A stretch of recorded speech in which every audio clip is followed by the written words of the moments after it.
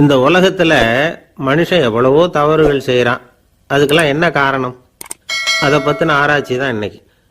இதுக்கு ஆராய்ச்சி என்னத்துக்கு? அது தெரிஞ்ச விஷயம் தானே அப்படின்னு நீங்க நினைக்கலாம். ஆனா அப்படி அலட்சியமா இந்த விஷயத்தை விட்டுறக்கூடாது. பொதுவா எல்லோரும் நினைக்கலாம் எது சரி எது தவறு அப்படின்னு தெரியாததுனால தான் மனுஷன் தப்பு பண்றான் அப்படின்னு. ஆனா அப்படி சொல்லிட முடியாது. மனுஷன் தெரிஞ்சே தான் தவறுகள் பண்றான். இப்போ உதாரணத்துக்கு ஒரு சாலையில இடது பக்கம் போக வேண்டிய ஒருத்தர் நடுக்கோட்டை தாண்டி வலது பக்கமா வண்டியை ஓடிட்டு போறாருன்னு வச்சுக்கோங்க. என்னப்பா இது தப்பு இல்லையா அப்படின்னு அவர்கிட்ட கேட்டா, அதெல்லாம் எனக்கு தெரியும், நீ உன் வேலையை பார்த்துட்டு போ அப்படிம்பார். வலது பக்கமா போறது தப்புன்னு தெரிஞ்சே தான் அவர் அப்படி செய்யறார், அப்படி போறார். பெரிய உத்தியோகத்தில் இருக்கிறவங்க கூட லஞ்சம் வாங்குறாங்க. அவங்களுக்கெல்லாம் லஞ்சம் வாங்குறது தப்புன்னு தெரியலன்னு அர்த்தம். திருடுறது தப்புன்னு தெரியாமலாம் மனுஷன் திருடுறான். நல்லாவே தெரியும். நீங்க வேணும்னா கேட்டு பாருங்க, வேற வழி இல்லை அதனால தான் திருடுறேன்பா. திருடுறது ஒரு புண்ணியமான காரியம்னு திருடனே கூட சொல்ல மாட்டான். திருடுறது தவறுங்கிறது திருடனுக்கு தெரியும் அப்படிங்கிறத விளக்கறதுக்காக ஒரு பெரியவர் ஒரு கதை சொன்னார். அதாவது 2 திருடர்கள் 2 பேரும் சேர்ந்து ஒரு வீட்டுக்கு போய் ஒரு 10,000 ரூபாயை திருடிட்டு வந்துடுறாங்க. ஒரு காட்டு வழியா வந்துகிட்டு இருக்கிறாங்க. இன்னும் விடியல. 2 பேருக்கும் தூக்கம் கண்ணை சுத்துது. சரி, இப்படியே ஒரு மரத்தடியில படுத்து தூங்குவோம், காலையில விடிஞ்சதும் இந்த பணத்தை 2 பேரும் பங்கு போட்டுக்குவோம் அப்படின்னு முடிவு பண்றாங்க. அதே மாதிரி படுத்து தூங்குறாங்க. நடு ராத்திரியில ஒரு திருடன் முழிச்சுக்கிறான். விடிகிற வரைக்கும் காத்துக்கிட்டு இருந்தா 5,000 ரூபா தான் கிடைக்கும், இப்பவே கம்பி நீட்டினா 10,000 ரூபா கிடைக்கும் அப்படின்னு யோசிச்சு பார்த்துட்டு ஒரு முடிவுக்கு வந்தான். மெதுவா அந்த 10,000த்தையும் சுருட்டிக்கிட்டு அடுத்தவனுக்கு தெரியாம ஓடி போயிட்டான். விடியுது.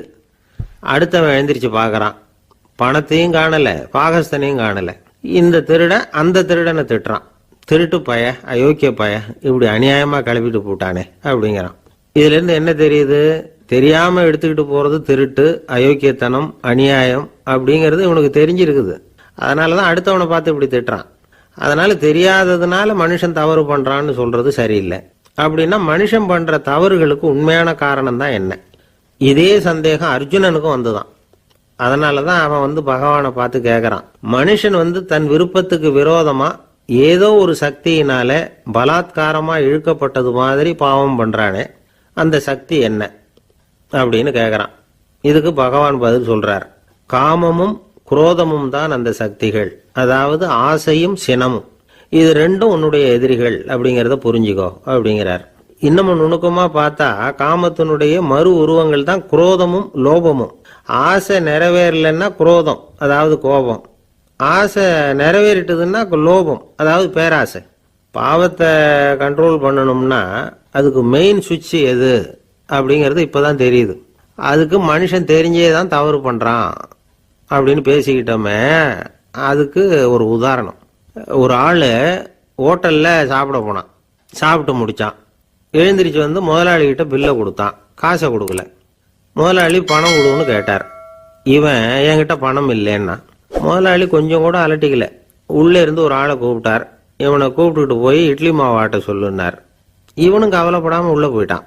அப்போ அழைச்சிட்டு போற ஆளு கேக்குறான், ஏன் சார் சாப்பிட்றதுக்கு முன்னாடி காசு இல்லைங்கிறது உங்களுக்கு தெரியாதா அப்படின்னு கேக்குறான். தெரியும், காசு இல்லைங்கிறதும் தெரியும், காசு இல்லாம சாப்பிட்டா மாவாட்டணுங்கிறதும் தெரியும் அப்படின்னா அந்த ஆள். அப்படின்னா நீங்க உங்க வீட்லயே சாப்பிட்டு இருக்கலாமே அப்படின்னு கேக்குறான் அவன். அதுக்கு இவர் சொல்றாரு, அது எப்படி, அங்க சாப்பிட்டாலும் நான் இதே வேலையை தானே செய்ய வேண்டியிருக்கும் அப்படின்னாராம்.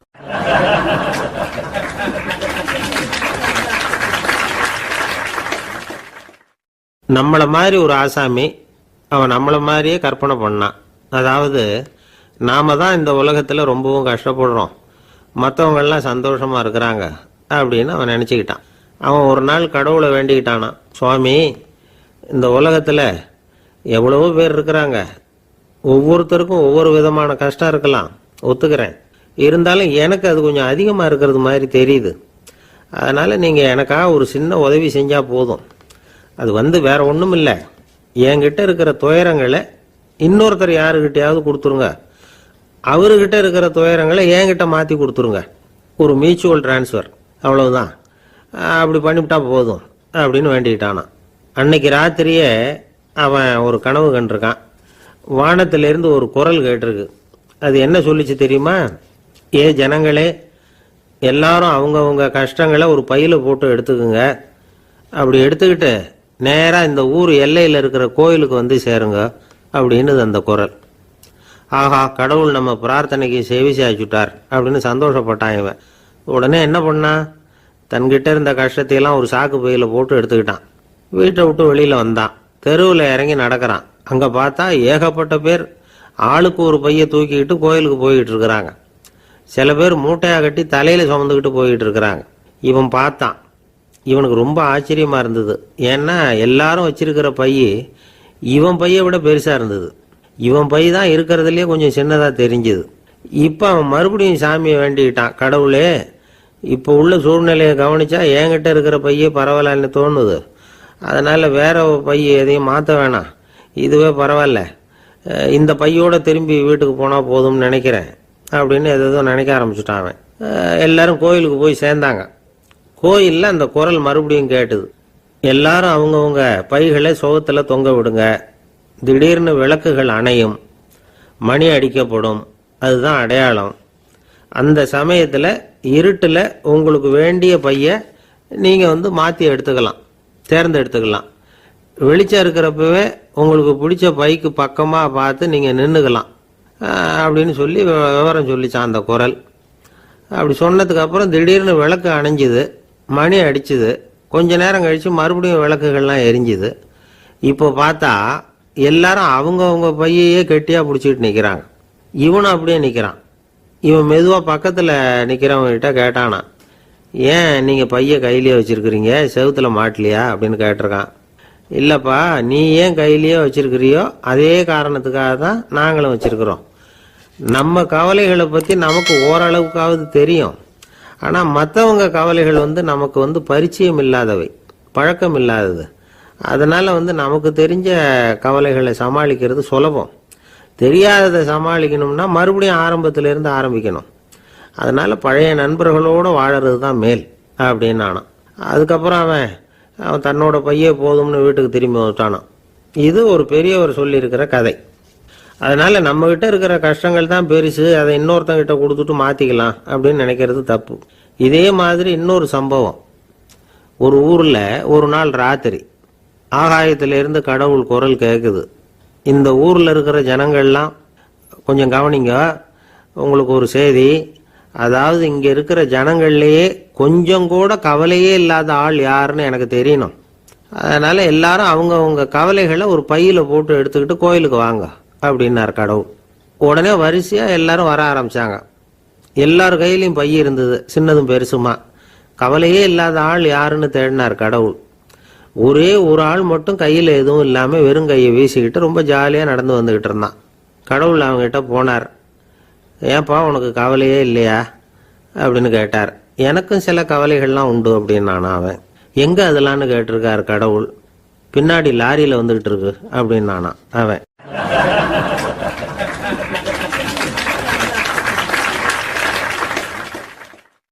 சங்கீத வித்வான்களில் பல வகை உண்டு.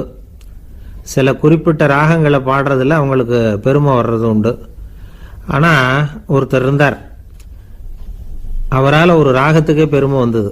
அந்த ராகத்தை அவர் வாசித்து கேட்கணும் அப்படின்னு சொல்லுவாங்க. அது என்ன ராகம்னா தோடி ராகம். சரி, அந்த வித்வான் யாருன்னா அவர் தான் திருவாவடுதுறை ராஜரத்னம் பிள்ளை. பேராசிரியர் கல்கி ஒரு சமயம் தம்முடைய பத்திரிகையில் எழுதினாராம். அதை அப்படியே படிக்கிறேன் கேளுங்களேன். ஆகா, ஸ்ரீ ராஜரத்னம் பிள்ளையின் தோடி ஆலாபனையை முதலில் கேட்டபோது அவருடைய கற்பனையை விட்டு தள்ளுங்கள். நம்முடைய மனதில் என்னென்ன இன்பமயமான கற்பனைகள் எல்லாம் உதித்தன. குழந்தை தாயிடம் கொஞ்சம் குரலை கேட்டோம், அன்னை குழந்தையிடம் கொஞ்சம் குரலை கேட்டோம், ரதியும் மன்மதனும் பேசிக்கொண்ட காதல் மொழிகளை கேட்டோம், முருகன் சிவபெருமான் செவிகுளிர மொழிந்த உபதேசத்தை கேட்டோம், கலைமகள் கவிஞனுக்கு அருளிய ஆசி மொழிகளை கேட்டோம், நாரத முனிவருடைய தம்பூரா சுருதியை கேட்டோம், ராவணன் தன் எலும்பை ஒடித்து வீணையாக செய்து வாசித்த கானத்தை கேட்டோம், கானப் பறவைகளின் கலகல ஒலியை கேட்டோம், கோல குயில்களின் குரல் இனிமையை கேட்டோம். இப்படிலாம் பேராசிரியர் கல்கி விமர்சனம் எழுதியிருக்கிறார். திருவாவடுதுறை ராஜரத்னம் பிள்ளை அவர்களுடைய வாசிப்பை கேட்டுட்டு டி.என். ராஜரத்னம் பிள்ளை இறந்து போனார். அப்போ கவிஞர் கண்ணதாசன் எழுதினார், செவியனில் ஓடி எங்கள் சிந்தையில் ஓடி இந்த புவியெல்லாம் ஓடி நின்பார் பொங்கிய தோடி வேறெங்கு எவரிடம் போகும் ஐய இனி அதை காப்பார் யாவர் அவிந்தனின் சடலத்தோடே அவிந்தது தோடிதானும் அப்படின்னு எழுதினாராம். அந்த அளவுக்கு அவருடைய தோடியை ரசித்தவர்கள் உண்டு. அதே மாதிரி தோடின்னா என்னன்னு தெரியாமலே அவரை ரசித்தவங்களும் அந்த காலத்தில் உண்டு. அதாவது ஒரு பெரிய சபையில் இவர் வாய்ச்சிக்கிட்டு இருக்கிறார். பாதியில் ஒரு பெரிய மனுஷன் உள்ள வந்தார்.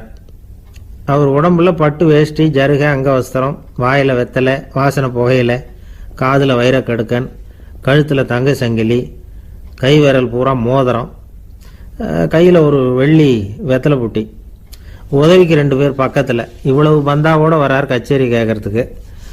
இப்படி வந்தவர் முதல் வரிசையில் உக்காந்தார். வித்வான் வாசித்து முடித்ததும் இவர் அவரை பார்த்து, ஐயா நீங்கள் தோடி வாசிக்கிறதுல ரொம்ப கெட்டிக்காரர்னு கேள்விப்பட்டிருக்கேன், அதை கேட்கறதுக்காக தான் மெனக்கிட்டு வந்திருக்கிறேன், அதை வாசிங்களேன் அப்படின்னாராம் இந்த பெரியவர். ராஜரத்னம் பிள்ளைக்கு ஒன்றும் புரியல. ஏன்னா இது வரைக்கும் அவர் வாசிச்சுக்கிட்டு இருந்ததே அந்த தோடி ராகத்தை தான். அதை வாசித்து முடித்ததும் அதை வாசிங்களேன்னு இவர் கேட்குறார். அப்படின்னா இவரோட ஞானம் எப்படிப்பட்டது? இவ்வளவும் கேட்டுட்டு இப்படி கேட்குறாரே அப்படின்னு அவர் யோசிச்சிருக்கிறார் ராஜரத்னம் பிள்ளை. உடனே என்ன பண்ணார் தெரியுமா? பக்கத்தில் ரொம்ப சாதுவாக சுருதி போட்டுக்கிட்டு இருந்த ஒரு முதுகில் ஓங்கி ஒரு குத்து விட்டாராம். அவருக்கு ஒன்றும் புரியல, எதுக்கு நம்மளை அடிக்கிறார் இவர், நம்மளை குத்துறாரு வித்வான்னு. அவர் அதிர்ச்சியால் இவர் நிமிந்து பார்த்துருக்கார். அப்போ ராஜரத்னம் பிள்ளை சொன்னாராம், ஏய்யா ஐயா பெரிய மனுஷன், என்னுடைய பரம ரசிகர், தோடி ராகம் கேட்கணுங்கிறதுக்காக இவ்வளவு தூரம் வந்திருக்கிறார், முத வரிசையில் உட்காந்துருக்கார். நீ இந்த சமயம் பார்த்து தோடி ராகம் வாசிக்கிற நாதஸ்வரத்தை வீட்டில் வச்சுட்டு வந்துட்டியே, இப்போ ஐயாவுக்காக அந்த ராகத்தை நான் எப்படி வாசிக்கிறது அப்படின்னு சொல்லிவிட்டு மறுபடியும் முதுகில் ஒரு அடி கொடுத்தாராம். அடி வாங்கினவருக்கே சிரிப்பு அடக்க முடியலையா.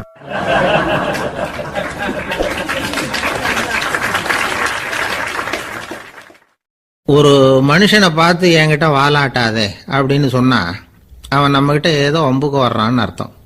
ஒரு நாயை பார்த்து யாரும் என்கிட்ட வாலாட்டாதே அப்படின்னு சொல்றது இல்லை. ஏன்னா நாய் வாலாட்டுனா அது நம்மகிட்ட தன்னுடைய நன்றியை தெரிவிக்கிறதாக நினைச்சுக்கிட்டு இருக்கிறோம். ஆனால் அது அப்படி இல்லை அப்படின்னு சொல்றாங்க அது சம்பந்தமான நிபுணர்கள்.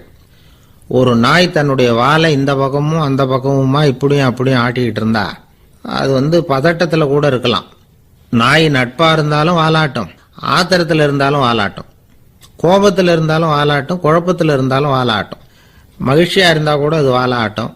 அதை நாம் தப்பா புரிஞ்சுக்கிட்டு அதுகிட்ட போய் மாட்டிக்க கூடாது. நாயை பத்தி எனக்கு நல்லா தெரியும் அப்படின்னு சொல்றவங்க கூட அதுகிட்ட கடி வாங்கிட்டு நிக்கிறது உண்டு. நிபுணர்கள் என்ன சொல்றாங்க தெரியுமா? எப்பவுமே நாய்கள் திடீர்னு கடிச்சு விடுறது இல்ல, கடிக்கிறதுக்கு முன்னாடி சில அறிகுறிகளை காட்டும். அதை சரியா புரிஞ்சுக்கிட்டோம்னா தப்பிச்சுக்கலாம். ஒரு வீட்டுக்கு போறீங்க, அங்க புதுசா ஒரு நாயை பாக்குறீங்க, உடனே அதுகிட்ட போய் குனிஞ்சு சிரிச்சுக்கிட்டே அது தலையில தட்டுறீங்க. இது ரொம்ப தப்பான். ஒரு நாய் இன்னொரு நாயை நேருக்கு நேரு பார்த்து பல்ல காட்டுனா அது தன்னுடைய தன்முனைப்பை காட்டுதுன்னு அர்த்தமா. உன்னை விட நான் பெரியவன் அப்படின்னு சொல்லுதுன்னு அர்த்தம். அதனால நீங்க அது மாதிரி கிட்ட போய் சிரிக்கிறோம் அப்படின்னு நினைச்சுக்கிட்டு பல்ல காட்டினா உங்களையும் எதிரியா நினைச்சிரும். இன்னொரு விஷயம் என்னன்னா, தலையில தட்டுனா நாய்க்கு பிடிக்காது. அது தன்னை அடக்கிறதாகவும் அச்சுறுத்துறதாகவும் நினைச்சுக்கிட்டு இருக்கும். சரி, அப்படின்னா புதுசா ஒரு இடத்துல அல்லது வீட்டில் நாய்க்குட்டியை பார்த்தா என்ன பண்றது? நீங்க சும்மா இருங்க, அதுவா கிட்ட வரட்டும், அதுக்கப்புறம் அதுகிட்ட கனிவா பேசுங்க. கண்ணம், மார்பு, தோல் இங்கெல்லாம் தட்டலாம், தப்பு இல்லையா? தலையில தான் தட்டப்படாதான். ஒரு நாய் உங்களை நோக்கி ஓடி வருது, நீங்களும் ஓடுனா அது துரத்த ஆரம்பிச்சிடும். அசையாம சில மாதிரி நின்றுடுங்க, அது கிட்ட வராது. அதுக்கு ஆர்வம் இல்லாம போயிடும். ஒரு தெருவில் சின்ன பிள்ளைங்க நிறைய பேர் விளையாடிக்கிட்டு இருக்கிறாங்க. அப்போ சில நாய்கள் அங்கே ஓடி வருது. எல்லாரும் ஓடினாங்க. அப்படி ஓடுறப்போ ஒரு பையன் கால் தடிக்க கீழே விழுந்துட்டான். என்னாச்சு தெரியுமா? துரத்திட்டு வந்த நாய்கள்லாம் கீழே விழுந்தவன ஒன்றும் செய்யல, அவன் கிட்டே போகல. ஓடிக்கிட்டு இருந்தாங்கல்ல பசங்க, அவங்கள துரத்திக்கிட்டு அவங்க பின்னாடி ஓடிச்சான். அதுதான் நாய்களுடைய சுபாவம். ஒரு நாய் நம்மளை நேருக்கு நேர் முறைச்சு பார்க்குதுன்னு வச்சுங்க, நாமளும் அதை முறைச்சு பார்க்கக்கூடாது. நாம வேற பக்கம் எங்கேயாவது பார்க்க ஆரம்பிச்சிடணும். ஒரு நாய் கோபமா இருந்ததுன்னா அதோட வால் உறுதியா நேரா நிற்கும். ஒரு நாய் பணிந்து போனா அல்லது பயந்து போனா அது தன்னோட வாலை காலுக்கு நடுவில் வச்சுக்கும். ஒரு நாய் நம்மளை பார்த்து பயந்து நிக்குதுன்னு வச்சுங்க, அதனால நமக்கு ஆபத்து இல்லைன்னு நினைச்சிடக்கூடாது. உங்களை பார்த்துட்டு ஒரு நாய் ஒடுங்குச்சுன்னா நீங்க விலகி போயிடணும் அப்படின்னு அது நினைக்குது. நிறைய பேர் பயந்து போன நாயால கடிபடுறாங்க. இவன் நம்மளை விட பெரிய ஆள், மாட்டிக்கிட்டோம், வேற வழி இல்லை அப்படிங்கிற நினைப்புல தான் நாய் வந்து கடிக்க ஆரம்பிக்குதான். இதே மாதிரி சங்கிலியால கட்டி போடப்பட்டிருக்கிற நாயும் ஆபத்தானது தான். தொடர்ந்து கட்டி போட்டிருந்தா காலப்போக்கில் அது ஒரு மாதிரி ஆயிடும். நாய் வந்து குழந்தைகளை கடிக்காது அப்படின்னு சில பேர் சொல்லுவாங்க. அதுவும் ஒரு தவறான நம்பிக்கை. அதனால சின்ன குழந்தைகளை தனியா நாயோட விளையாட விடக்கூடாது. ஆக கூடி நாயை பத்தி நிறைய விஷயம் புரிஞ்சுக்க வேண்டியிருக்குது. ஒருத்தர் தன்னுடைய நண்பர் வீட்டுக்கு போயிருந்தார். அவசியம் எங்க வீட்டில் சாப்பிட்டுட்டு தான் போகணும் அப்படின்னு ரொம்ப அன்பா சொல்லிவிட்டார். அதை மீற முடியல இவரால். சரின்னு உட்காந்துட்டார். சாப்பாடு போட்டாங்க. சாப்பிட ஆரம்பிச்சார். அவங்க வீட்டில் கட்டி போட்டிருந்த நாய்க்குட்டி இவர் சாப்பிட்றத முறைச்சி பார்த்தது. ஏன் இப்படி என்ன இது முறைச்சி பார்க்குது உங்க வீட்டு நாய்க்குட்டி அப்படின்னு அவர் கேட்டார்.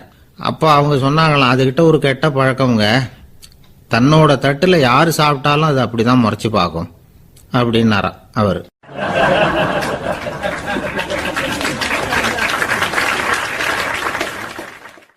அசோக மன்னர் வந்துகிட்டு இருக்கார். அவருடைய ஆலோசகர்கள் எல்லாம் பக்கத்தில் வந்துகிட்டு இருக்கிறாங்க. அந்த சமயத்தில் எதிரில் ஒரு புத்த பிக்ஷு வர்றார். அசோகர் பார்க்கிறார். ஓடி போய் அவர் காலில் விழுந்து வணங்குறார். அசோக மன்னரின் தலை அந்த புத்த துறவியின் பாதத்தில் பட்டுக்கிட்டு இருக்கு. பக்கத்தில் நின்றுகிட்டு இருந்த அமைச்சருக்கு இது ரொம்ப சங்கடமாக போச்சு. ரொம்ப வருத்தப்பட்டார். நம்ம அசோக சக்கரவர்த்தி எப்பேற்பட்டவர், அவரோட தலை ஒரு சன்னியாசியின் பாதத்தில் படுறதா அப்படின்னு நினைச்சு ரொம்ப கவலைப்பட்டார். அரண்மனைக்கு திரும்பினதும் அமைச்சர் மெதுவாக ஆரம்பிச்சார். அரசே, எனக்கு ரொம்ப வருத்தமா இருக்குது அப்படின்னார். எதுக்குன்னார் மன்னர். அசோக சக்கரவர்த்தியின் தலை, அதாவது அந்த சிரம், ரொம்ப மதிப்புமிக்க ஒன்று. அது ஒரு சன்னியாசியின் காலில் படலாமா அப்படின்னார். அசோகர் பதில் சொல்லல, சிரிச்சார், போயிட்டார். அதுக்கப்புறம் ஒரு சரியான சந்தர்ப்பத்துக்காக காத்துக்கிட்டு இருந்தார். ஒரு நாள் அமைச்சரை கூப்பிட்டார். எனக்கு 3 தலைகள் வேணும் அப்படின்னார். சொல்லுங்க, கொண்டுகிட்டு வரேன் அப்படின்னார் அமைச்சர். அசோகர் சொன்னார், முதல்ல எனக்கு தேவையானது ஒரு ஆட்டின் தலை, 2வது ஒரு புலியின் தலை, 3வது ஒரு மனிதனின் தலை. இதுதான் அசோகர் கேட்டது. எங்க இருந்தாலும் கொண்டு வாங்கன்னார். அமைச்சர் புறப்பட்டார். ஆட்டுத்தலை புலித்தலை கிடைச்சிட்டுது. அப்புறமா ஒரு சுடுகாட்டுக்கு போய் ஒரு மனித தலையும் சேகரம் பண்ணிட்டு ராஜா கிட்ட வந்துட்டார். அரசே, உங்கள் ஆணைப்படி 3 தலைகளையும் கொண்டு வந்திருக்கிறேன்னார். அசோகர் பார்த்தார். ரொம்ப நல்லது, இப்போ இது 3ஐயும் எடுத்துக்கிட்டு போய் சந்தையில் வித்துட்டு வாங்க அப்படின்னார். அமைச்சர் அதுகளை எடுத்துக்கிட்டு சந்தைக்கு போனார். முதல்ல ஆட்டுத்தலை நல்ல விலைக்கு விற்று போச்சு. நல்ல விலை கொடுத்து வாங்கிட்டு போட்டாங்க. அடுத்தபடியாக புலி தலையை ஒருத்தர் வாங்கிட்டார். அதை பாடம் பண்ணி வீட்டில் மாட்டி வைக்கலாமே அப்படின்னு நினச்சி அதையும் வாங்கிட்டு போட்டார். மனித தலையை மட்டும் வாங்கிறதுக்கு யாரும் முன் வரலை. எல்லாரும் அதை பார்த்துட்டு விலகி போக ஆரம்பித்தாங்க. அமைச்சர் திரும்பி வந்தார். அரசே, இந்த தலையை மட்டும் யாரும் வாங்க மாட்டேங்கிறாங்க அப்படின்னார். சரி, பரவாயில்ல, இதை இலவசமாகவே இனாமாவே யாருக்கிட்டையாவது கொடுத்துட்டு வந்துருங்க அப்படின்னார். அமைச்சர் மறுபடியும் சந்தைக்கு போனார். இதை இலவசமாக தரேன், இதை வாங்கிக்கோங்க அப்படின்னார். அப்பவும் அதை யாரும் வாங்கிக்கிறதுக்கு தயாராக இல்லை. மறுபடியும் திரும்பி மன்னர்கிட்ட விவரத்தை சொன்னார். இப்போ மன்னர் சொல்றார், அமைச்சரே, உயிர் இருக்கிற வரைக்கும் தான் இந்த தலைக்கு மதிப்பு. ஜீவன் போனதுக்கு அப்புறம் அதோட மதிப்பும் போயிடுது. அதனால மதிப்பு இருக்கும் பொழுதே பெரியவர்கள் பாதம் பணிந்து அந்த புனிதத்தை பெற்றுக்கொள்ளணும் அப்படின்னார். பணிவுங்கிறது வேற, அடிமைத்தனம்ங்கிறது வேற. பெரியவர்களை பணிவது நமக்கு பெருமை தரக்கூடிய விஷயம். இதை மனசில் வச்சுக்கிட்டு எப்போ காலில் விழணும், எப்போ காலில் விழக்கூடாது அப்படிங்கிறத முடிவு பண்ணிக்கணும். ஒரு சாதாரண ஆள் நடந்து வந்துக்கிட்டு இருந்தார். எதிரில் ஒரு பெரிய மனுஷன் ஓடி போய் அவர் காலில் விழுந்து தன்னுடைய தலையை அவர் பாதத்தில் கொண்டு போய் வச்சார். கொஞ்ச நேரம் கழித்து எழுந்திரிச்சு வந்துட்டார். வந்த பிறகு இவரை கேட்டேன், ஏன் திடீர்னு ஓடி போய் அந்த ஆளு காலில் விழுந்தீங்க அப்படின்னு. அவர் போட்டிருக்கிறது என்னோட காணாம போன செருப்பான்னு கண்டுபிடிக்கிறதுக்காக அப்படி விழுந்தேன் அப்படின்னார்.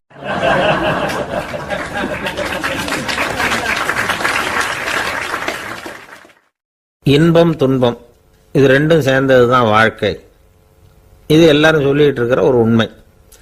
அது சரி, இது ரெண்டும் வர்றதுக்கு என்ன காரணம்? துறவி ஒருத்தர் யோசிச்சு பார்த்திருக்கார். இன்ப துன்பம் தோன்றுவதற்கு முக்கியமா 6 காரணங்கள் உண்டு அப்படிங்கிறார் அவர்.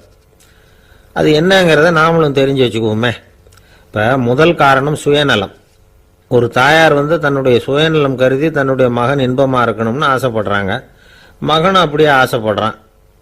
அதனால தாயாரின் இன்ப துன்பங்களை பார்த்துட்டு மகனும் இன்ப துன்பம் அடையறான். அந்த அம்மாவுக்கும் அதே நிலைமை தான். 2வது காரணம் உறவு. நான் துறவியான பிறகு கூட உறவுங்கிற காரணத்தினால தான் தாயாருடைய சுக துக்கங்களை கண்டு நானும் சுக துக்கம் அடைகிறேன். என் தாயாருடைய நிலைமையும் இதுதான் அப்படிங்கிறார் ஒரு துறவி.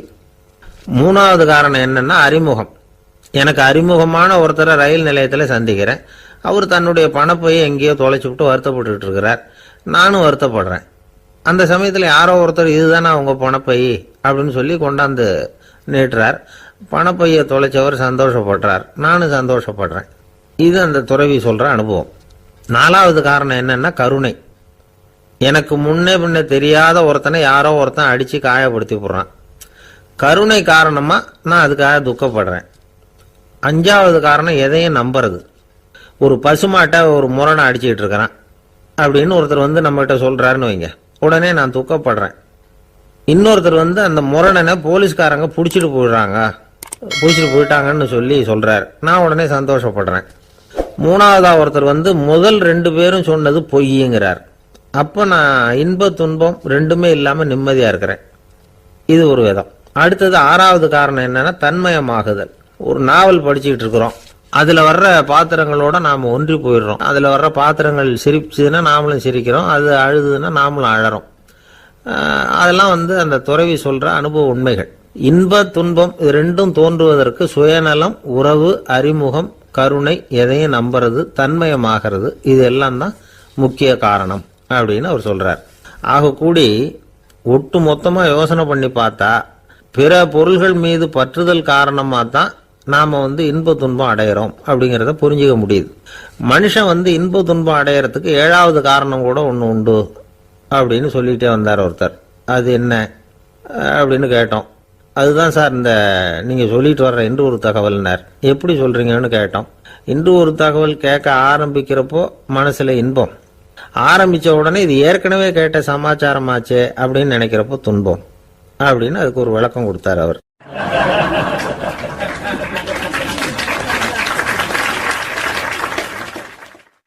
கடற்கரை ஓரமா ஒரு பெரியவர் கையால மணலை கீறிக்கிட்டே உட்காந்துருக்கிறார். என்னத்தையும் தேடிட்டு இருக்கிறது மாதிரி தெரிஞ்சுது. மெதுவா கிட்டத்துல போய் என்னத்தை தேடிட்டு இருக்கிறீங்க அப்படின்னு கேட்டோம். அவரு சாவகாசமா நிமிந்து பார்த்து நிம்மதியை தேடிட்டு இருக்கிறேன்னார். நாங்க ஒரு மாதிரி ஆயிட்டோம். இருந்தாலும் சமாளிச்சுக்கிட்டு, சார் மணல்ல கிழிஞ்சல் தான் கிடைக்கும், நிம்மதி கிடைக்காது அப்படின்னோம். சரி, இன்னைக்கு வசமா நம்ம கிட்ட ஒரு ஆள் மாட்டிக்கிட்டார் அப்படின்னு நினைச்சு அவர் பக்கமா போய் உட்காந்துக்கிட்டு கதை சொல்ல ஆரம்பிச்சிட்டோம். ஒரு பெரிய மன்னர் இருந்தார். அவருக்கு எல்லா வசதியும் இருந்தது. இருந்தாலும் ஒரே ஒரு குறை. அது என்னன்னா நிம்மதி இல்லைங்கிற குறை. அரண்மனையில தினமும் கலை நிகழ்ச்சி, நாட்டியம் எல்லாம் நடந்துகிட்டு தான் இருந்தது. இருந்தாலும் நிம்மதி இல்லை. சரி, நிம்மதி எங்க கிடைக்கும் அப்படின்னு தேட ஆரம்பிச்சார். உடனே அதுக்கான முயற்சிகள்ல தீவிரமா இறங்கினார். நாட்டில் உள்ள தத்துவ மேதைகள் எல்லாம் கூப்பிட்டுட்டு வர சொன்னார். எல்லாரும் சேர்ந்தாங்க. அவங்கள பார்த்து நிம்மதி எங்க இருக்குது அப்படின்னு விசாரிச்சார். அவங்களுக்கு அது தெரிஞ்சா ஏன் இப்படி ராஜா முன்னாடி நின்றுட்டு இருக்க போறாங்க? ராஜாவோட கேள்விக்கு ஒவ்வொருத்தரும் ஒவ்வொரு மாதிரி விளக்கம் கொடுக்க ஆரம்பிச்சிட்டாங்க. எந்த பதிலும் ராஜாவுக்கு திருப்தி அளிக்கக்கூடிய அளவுக்கு இல்லை.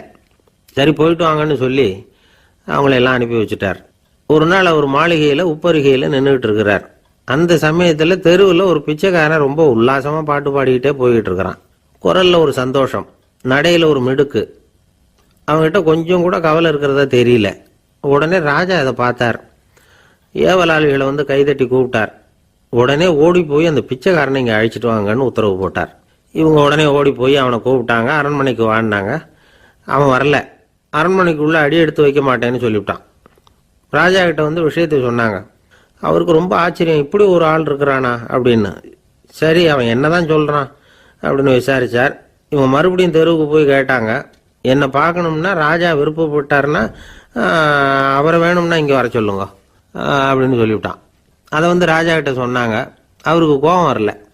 இவ்வளவு சுதந்திர உணர்வோடு இருக்கிறவன் சாதாரண ஆளா இருக்க முடியாது அப்படின்னு நினைச்சார். உடனே கிடுகிடுன்னு இறங்கி தெருவுக்கு வந்தார். பிச்சைக்காரங்கிட்ட போனார். நீ கவலைப்படாம சந்தோஷமா பாடிட்டு போறியே, அது எப்படி முடியுது உன்னால அப்படின்னு கேட்டார். ஏன் அப்படி கேட்குறீங்கன்னு அவன், அதுக்கு இல்லை, எனக்கு அரண்மனையில் எவ்வளவோ சுகபோகங்கள்லாம் இருக்கு, இருந்தாலும் நிம்மதி இல்லை. இது ஏன்னு எனக்கு தெரியல. இந்த தேசத்தில் உள்ள அறிஞர்களை எல்லாம் கூப்பிட்டு கேட்டு பார்த்துட்டேன், அவங்களுக்கும் தெரியல. உன்னை கேட்டால் தெரியும்னு நினைச்சேன், அதனால தான் சந்திக்கிறதுக்கு ஆசைப்பட்டேன். ஆனால் நீ வரமாட்டேன்னு விட்டியே அப்படின்னார். பிச்சைக்காரன் கடகடன்னு சிரிக்க ஆரம்பிச்சுட்டான். மகிழ்ச்சிக்கும் உங்களுக்கும் தடையா இருக்கிறது இந்த மாளிகை தான். இதை விட்டுட்டு வெளியில வந்துட்டா நிம்மதி தேடிட்டு வந்துடும்னா. நான் அரசன், எனக்குன்னு கடமைகள் இருக்கு, அதையெல்லாம் விட்டுட்டு எப்படி வர முடியும்னார் ராஜா. ரெண்டும் ஒரே நேரத்தில் கிடைக்கணுங்கிறது முடியாத காரியம். உங்க சுகபோகத்துக்கு விலையாதான் உங்க நிம்மதியை கொடுத்துக்கிட்டு இருக்கிறீங்க. என்ன பாருங்க, என்கிட்ட எதுவும் இல்லை, அதனால எதுவும் போயிடுமோங்கிற பயமும் இல்லை, நிம்மதியா இருக்கிறேன் அப்படின்னா அவன்.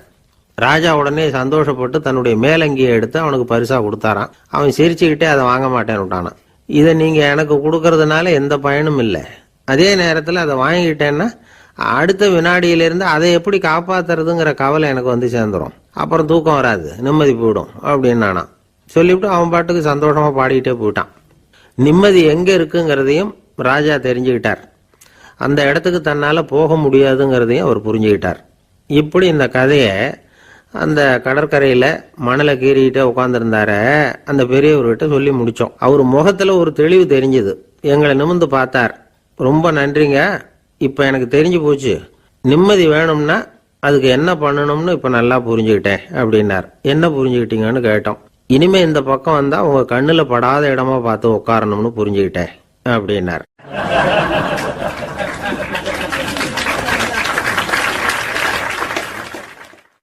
இன்றைக்கு பல பேர் உயில் எழுதி வைக்கிறாங்கல்ல. இந்த உயில்னா என்ன? அதாவது ஒரு நபர் தனக்கு பின்னாடி தன்னுடைய சொத்துக்கள் யாருக்கு போய் சேரணும்னு நினைக்கிறாரோ அந்த நினைப்பை சட்டப்படி உறுதிப்படுத்துறது தான் உயில். சரி, உயிலை யார் எழுதலாம்? 18 வயசு பூர்த்தியான யாரும் உயில் மூலமா சொத்துக்களை விநியோகிக்கலாம். கண் பார்வை இல்லாதவங்க, காது கேளாதவங்க, வாய் பேச முடியாதவங்க, இவங்கெல்லாம் கூட உயில் எழுதி வைக்கலாம். புத்தி சுவாதீனம் இல்லாதவங்க கூட சில சமயம் புத்தி தெளிவா இருந்தா உயில் எழுதலாமா. குடிபோதையில் இருக்கிறவங்க, தாங்கள் என்ன செய்யறோங்கிறது தெளிவா அறிய முடியாதவங்க, நோய் நொடியில் இருக்கிறவங்க, இவங்கெல்லாம் உயில் எழுத முடியாது. ஒருத்தரை நிர்பந்தப்படுத்தி ஏமாத்தி அல்லது சுய நினைவில்லாத ஒருத்தர்கிட்ட எழுதி வாங்கி வைக்கிற உயில் செல்லாது. உயிலை இந்த முறையில தான், இந்த படிவத்துல தான் எழுதணும்னு சட்டத்துல விதி எதுவும் கிடையாது. இதுக்கு முத்திரை கட்டணமும் கிடையாது. உயிலை வெற்று காகிதத்துல எழுதலாம். அச்சடிக்கணும், டைப் அடிக்கணுங்கிற அவசியம் கூட இல்லை. கையாலேயே கூட எழுதலாம். எழுதி இருக்கிறது புரியணும், அவ்வளவுதான். குறைந்தபட்சம் 2 சாட்சிகளை வச்சுக்கிட்டு உயில் எழுதுறவர் அதுல கையெழுத்து போடணும். கையெழுத்து போட தெரியாதுன்னா இடது கை பெருவிரல் ரேகை வைக்கலாம். உயில் சாசனத்துக்கு சாட்சிகள் கையெழுத்து இல்லைன்னாலும் அது செல்லாது. அப்புறம் பிரிவிலேஜ்டு வில் அப்படின்னு இருக்கு, அதுக்கு மட்டும் சாட்சிகள் தேவையில்லை. அது என்னன்னா, இந்த விமானப்படை, கப்பல் படை அல்லது யுத்தத்துல பணிபுரியும் நபர்கள் அவங்கெல்லாம் இருக்கிறாங்க இல்லையா, அப்படிப்பட்டவங்க எழுதுற உயில் அது. அதுக்கு சில விசேஷ சலுகைகள் உண்டு. ஒருத்தர் முதல்ல ஒரு உயில் எழுதி வைக்கிறார், அதுக்கப்புறம் மனசு மாறி போகுது, அது வேணாம்னு நினைக்கிறார், ரத்து செஞ்சுடலாம். அதுக்கப்புறம் வேற உயிலும் எழுதலாம். உயிரோடு இருக்கிற வரைக்கும் எத்தனை தடவை வேணும்னாலும் உயில் எழுதலாம். கடைசியா எழுதப்பட்ட உயில் சட்டப்படி சரியா இருந்தா அதுதான் அமலுக்கு வரும். சரி, எழுதுற உயில ரகசியமா வச்சிருக்கிறது எப்படி? இது ஒரு கேள்வி. இதுக்கு என்ன செய்யணும்னா, ஒருத்தர் உயில எழுதினதுக்கு அப்புறம் அவர் தானாவோ அல்லது அங்கீகரிக்கப்பட்ட முகவர் மூலமாகவோ, அதாவது ஒரு ஏஜென்ட் மூலமாகவோ, ஒரு கவரில் போட்டு சீல் வச்சு கவர் மேலே தன்னுடைய பெயரை எழுதி அல்லது அந்த ஏஜென்ட் பெயரை எழுதி கவர் மேலே என்ன அடக்கம் செய்யப்பட்டிருக்கு, உள்ள என்ன இருக்கு அப்படிங்கிற விவரம்லாம் எழுதி சார் பதிவாளர்கிட்ட ஒப்படைக்கலாம். இதுக்கு கட்டணம் உண்டு. அதுக்கப்புறம் எப்போ தேவைப்படுதோ அப்போ ஒரு மனு கொடுத்து அந்த கவரை திரும்ப வாங்கிக்கலாம். இப்போ எழுதுற உயில இவ்வளவு நாளுக்குள்ள பதிவு செய்யணுங்கிற கால வரையறை உண்டா அப்படின்னு ஒரு கேள்வி வரலாம் இல்லையா? எப்போ வேணும்னாலும் பதிவு செய்யலாம். நம்மால் ஒருத்தர் ஒரு நாள் ரொம்ப அவசரமா வந்தார். இந்த உயில் எழுதுறது சம்பந்தமா பூரா விவரமா எனக்கு உடனே தெரியணும்னார். நான் உடனே அவரை வக்கீல் ஒருத்தர்கிட்ட அழைச்சிட்டு போனேன். இவர் அவர்கிட்ட எல்லா விவரமும் கேட்டு தெரிஞ்சுக்கிட்டார். ரொம்ப தேங்க்ஸ்ன்னு சொல்லிவிட்டு 2 பேரும் வெளியில வந்தோம். அதுக்கப்புறம் இவர்கிட்ட கேட்டேன், ஆமா இவ்வளவு விவரமா கேட்குறீங்களே, உங்களுக்கு எத்தனை பிள்ளைங்க சார் அப்படின்னு கேட்டேன். 6 பேர் சார் அப்படின்னார். சரி, இருக்கிற சொத்து எவ்வளவுன்னு கேட்டேன். அதை இனிமே தான் சம்பாதிக்க போறேன் அப்படின்னார்.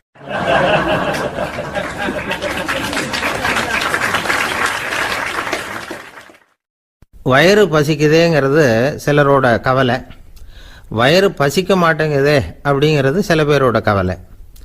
2 விதமான கவலைக்கும் வயிறு தான் காரணமாக இருக்குது. வயிறு பசிச்சதுன்னா அது இயற்கை, வயிறு பசிக்கலைன்னா அது வியாதி. ஆனால் பசியையும் நாம் பசிப்பிணி அப்படின்னு தான் சொல்லுவோம். என்ன காரணம்? வியாதியை போக்க வேண்டியது எவ்வளவு முக்கியமோ அதை விட முக்கியம் பசியை போக்க வேண்டியது. ஒரு சமுதாயத்தில் பசிப்பிணியே இருக்கக்கூடாது, அதுதான் நல்ல சமுதாயம். பசியை போக்கணும்னா சாப்பாடு போடணும், பசியின்மையை போக்கணும்னா வைத்தியம்தான் பண்ணணும். இது சம்பந்தமாக எவ்வளவோ ஆராய்ச்சிகள் நடக்குது, நிறைய மருந்து கண்டுபிடிச்சிருக்கிறாங்க. நம்ம உடம்புல பசியை தூண்டக்கூடிய பகுதி எது, இதை முதல்ல தெரிஞ்சுக்கணும் இல்லையா? நாம் சாப்பிட்ற ஆகாரம் செரிக்கிறதுக்கு எது காரணம் தெரியுமா? நம்ம மூளையோட பின்பகுதி தான் அதுக்கு காரணமாக இருக்குதாம். மூளையின் பின்பகுதியில் நரம்பு செல்களால் ஆன 2 வகையான ஆரக்சின்கள் தான் பசியை உண்டாக்குது அப்படின்னு கண்டுபிடிச்சிருக்கிறாங்க. 2 ஆய்வாளர்கள் இதை கண்டுபிடிச்சிருக்காங்க. அவங்க 2 பேரும் டெக்சாஸ் பல்கலைக்கழகத்தில் ஹார்வர்டு ஹக்ஸ் மருத்துவ கல்வி நிலையத்தில் பணிபுரிகிறவங்களாம். உண்பது தேவைங்கிறது உணரப்படும் போது மூளையின் அந்த குறிப்பிட்ட பகுதி ஆரக்சின் அப்படிங்கிற ஹார்மோன்களை சுரக்கும். அது பசி உணர்வை தூண்டும் அப்படிங்கிறது தான் அந்த ஆய்வாளர்களின் கண்டுபிடிப்பு. இந்த ஆரக்சின் வேற சில உயிரினங்கள்லேயும் உண்டு. இப்போ எலிகளில் கூட இது இருக்குது. அதனால் எலிகளை வச்சு இது சம்பந்தமாக ஆராய்ச்சி பண்ணாங்க. எலிகள் உடம்புல ஆரக்சினை செலுத்தி பார்த்தாங்க. உடனே என்னாச்சு தெரியுமா? அந்த எலியெல்லாம் பசியால் துடிக்க ஆரம்பிச்சுட்டுது. எதையாவது தின்னு பசியை தீர்த்தா போதுங்கிற அளவுக்கு அந்த எலிகள்லாம் அல்லாட ஆரம்பிச்சுட்டுது. இயல்பாக சாதாரணமாக அந்த எலிகள் எவ்வளவு சாப்பிடுமோ அது மாதிரி 8 முதல் 10 மடங்கு அதிகமான ஆகாரத்தை 1 மணி நேரத்துக்குள்ளே சாப்பிட்டு தீர்த்துட்டு தான். சில எலிகளின் மூளையில் இந்த ஆரக்சின் அளவை கட்டுப்படுத்தி பார்த்துருக்குறாங்க. உடனே என்னாச்சு தெரியுமா? அதெல்லாம் சாப்பாட்டை கண்டா முகத்தை திருப்பிட்டு போக ஆரம்பிச்சுட்டு தான். அந்த எலிகளுக்கு பசி எடுக்கலையாம். இந்த ஆராய்ச்சியின் அடிப்படையில் பசியை எடுக்காமல் இருக்கிற மனிதர்களுக்கும் பசியை தூண்ட முடியும் அப்படின்னு சொல்லி ஆராய்ச்சியாளர்கள் தெரிவிச்சிருக்கிறாங்க. ஆக ஆரக்சின் தான் பசிக்கு காரணம்ங்கிறது தெரிஞ்சு போச்சு. சரி, இந்த ஆரக்சின் அப்படின்னா என்ன? அது ஒரு கிரேக்க சொல். அதுக்கு பசின்னு அர்த்தம். நம்ம ஆளுங்களுக்கெல்லாம் பசியை தூண்டுறதுக்கு மருந்து தேவையில்லை, பசியை குறைக்கிறதுக்கு தான் மருந்து தேவை. ஒரு அம்மா டாக்டரை தேடி வந்தாங்களாம். டாக்டர், எங்கள் வீட்டுக்காரருக்கு திடீர்னு அகோர பசி, நிறைய சமைச்சு போடுறேன், அவ்வளவையும் சாப்பிட்டுட்டு கீழே கிடக்கிற குப்பை கூலங்களையும் எடுத்து சாப்பிட ஆரம்பிச்சுடுறார், இது என்னன்னு கவனித்து பாருங்க அப்படின்னாங்களாம். எவ்வளவு நாளாக அப்படி இருக்குதுன்னு கேட்டிருக்காரு டாக்டர். 1 வாரமாக அப்படி இருக்குதுன்னாங்களாம். இவ்வளவு நாளாக ஏன் சும்மா இருந்தீங்க, ஆரம்பத்திலே இங்கே அழைச்சிட்டு வர வேண்டியது தானே அப்படின்னாரான் டாக்டர். அது ஒன்றும் இல்லை டாக்டர், வீடு பூரா சுத்தமாகட்டுமேன்னு பார்த்துக்கிட்டு இருந்தேன் அப்படின்னாங்களாம் அந்த அம்மா.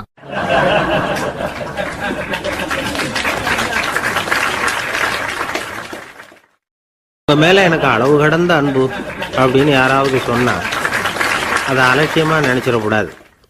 அது கொஞ்சம் சீரியஸான விஷயம். அளவுக்கு மிஞ்சினா எதுவுமே இடைஞ்சல் தானே. அன்பும் அப்படிதான். அன்பு அதிகமா இருந்தா அது எப்படி கெடுதல் பண்ணும் அப்படிங்கிற சந்தேகம் உங்களுக்கு வரலாம். தசரதன் கதை என்னாச்சு? கைகேயி மேல வச்ச அளவு கடந்த அன்பு ராமன் காட்டுக்கு போறாப்புல ஆயிட்டுதுல்ல. தசரதன் எப்பேற்பட்ட அரசன்.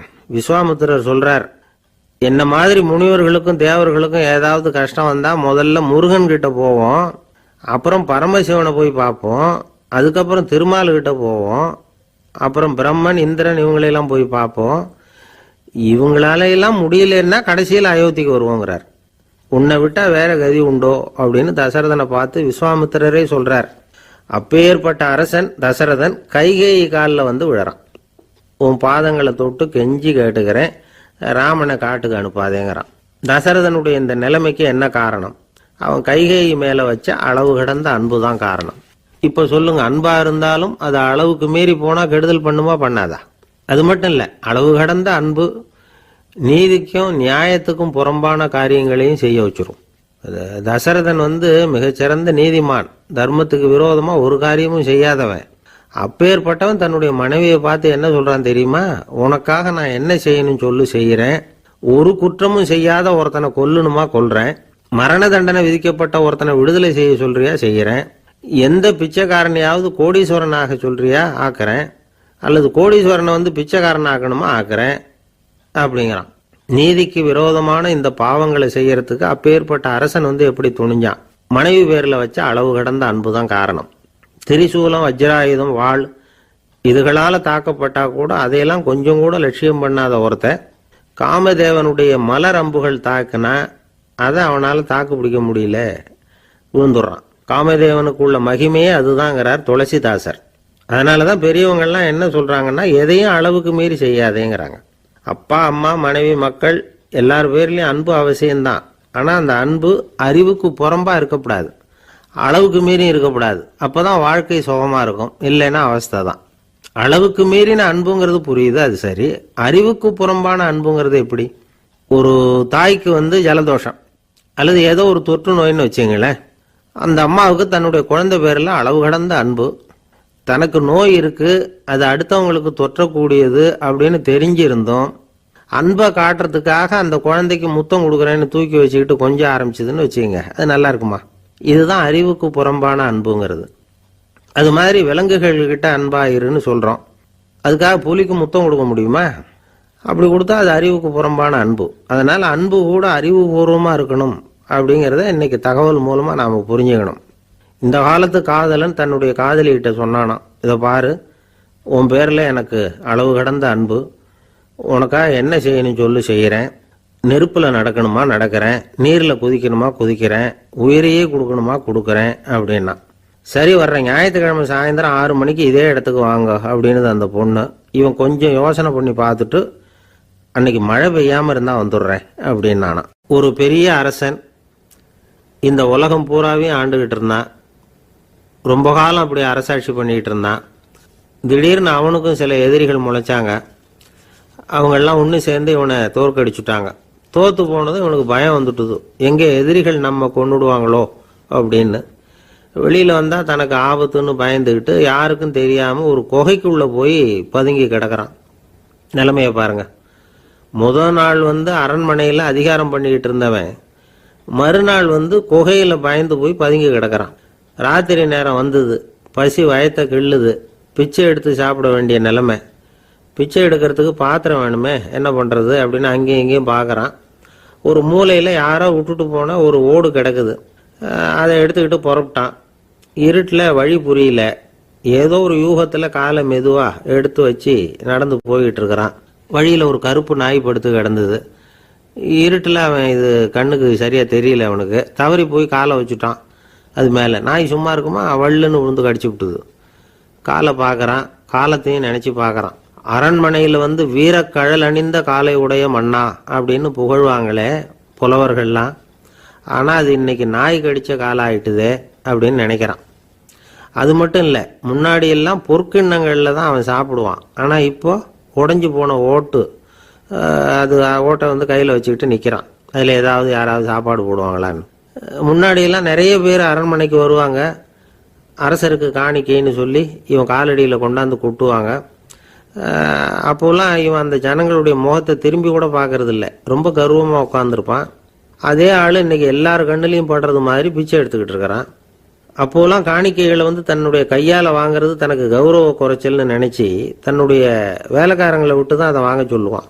இப்போ பார்த்தீங்கன்னா அவனே தன் கையாலேயே பிச்சை வாங்குறான். நினச்சி பாருங்க, அந்த மனுஷன் நாள் அரசன், மறுநாள் பிச்சைக்காரன். எவ்வளவு வித்தியாசம்! செல்வம் தான் இப்படி ஒரு வித்தியாசம் ஏற்படுறதுக்கு காரணம்.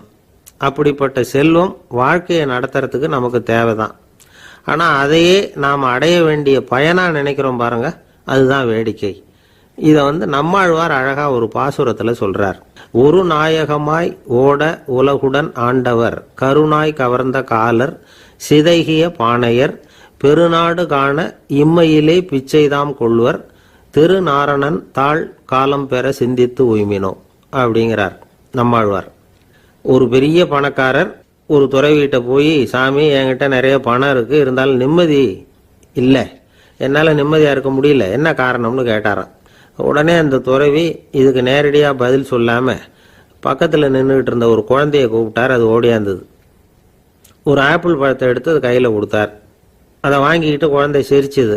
இன்னொரு பழத்தை எடுத்து கொடுத்தார். அதை இன்னொரு கையில் வாங்கிட்டு சிரிச்சுது. மூணாவது ஆப்பிள் எடுத்து கொடுத்தார். 2 பழத்தையும் நெஞ்சில் அணைச்சிக்கிட்டு 3வது பழத்தையும் வாங்கிறதுக்கு முயற்சி பண்ணிச்சு. ஆனால் அது உடனே நழுவி கீழே விழுந்து உருண்டு ஓடிச்சு. ஏற்கனவே இருந்ததும் விழுந்துட்டுது. இப்போ அந்த குழந்தை அழ ஆரம்பிச்சுட்டுது.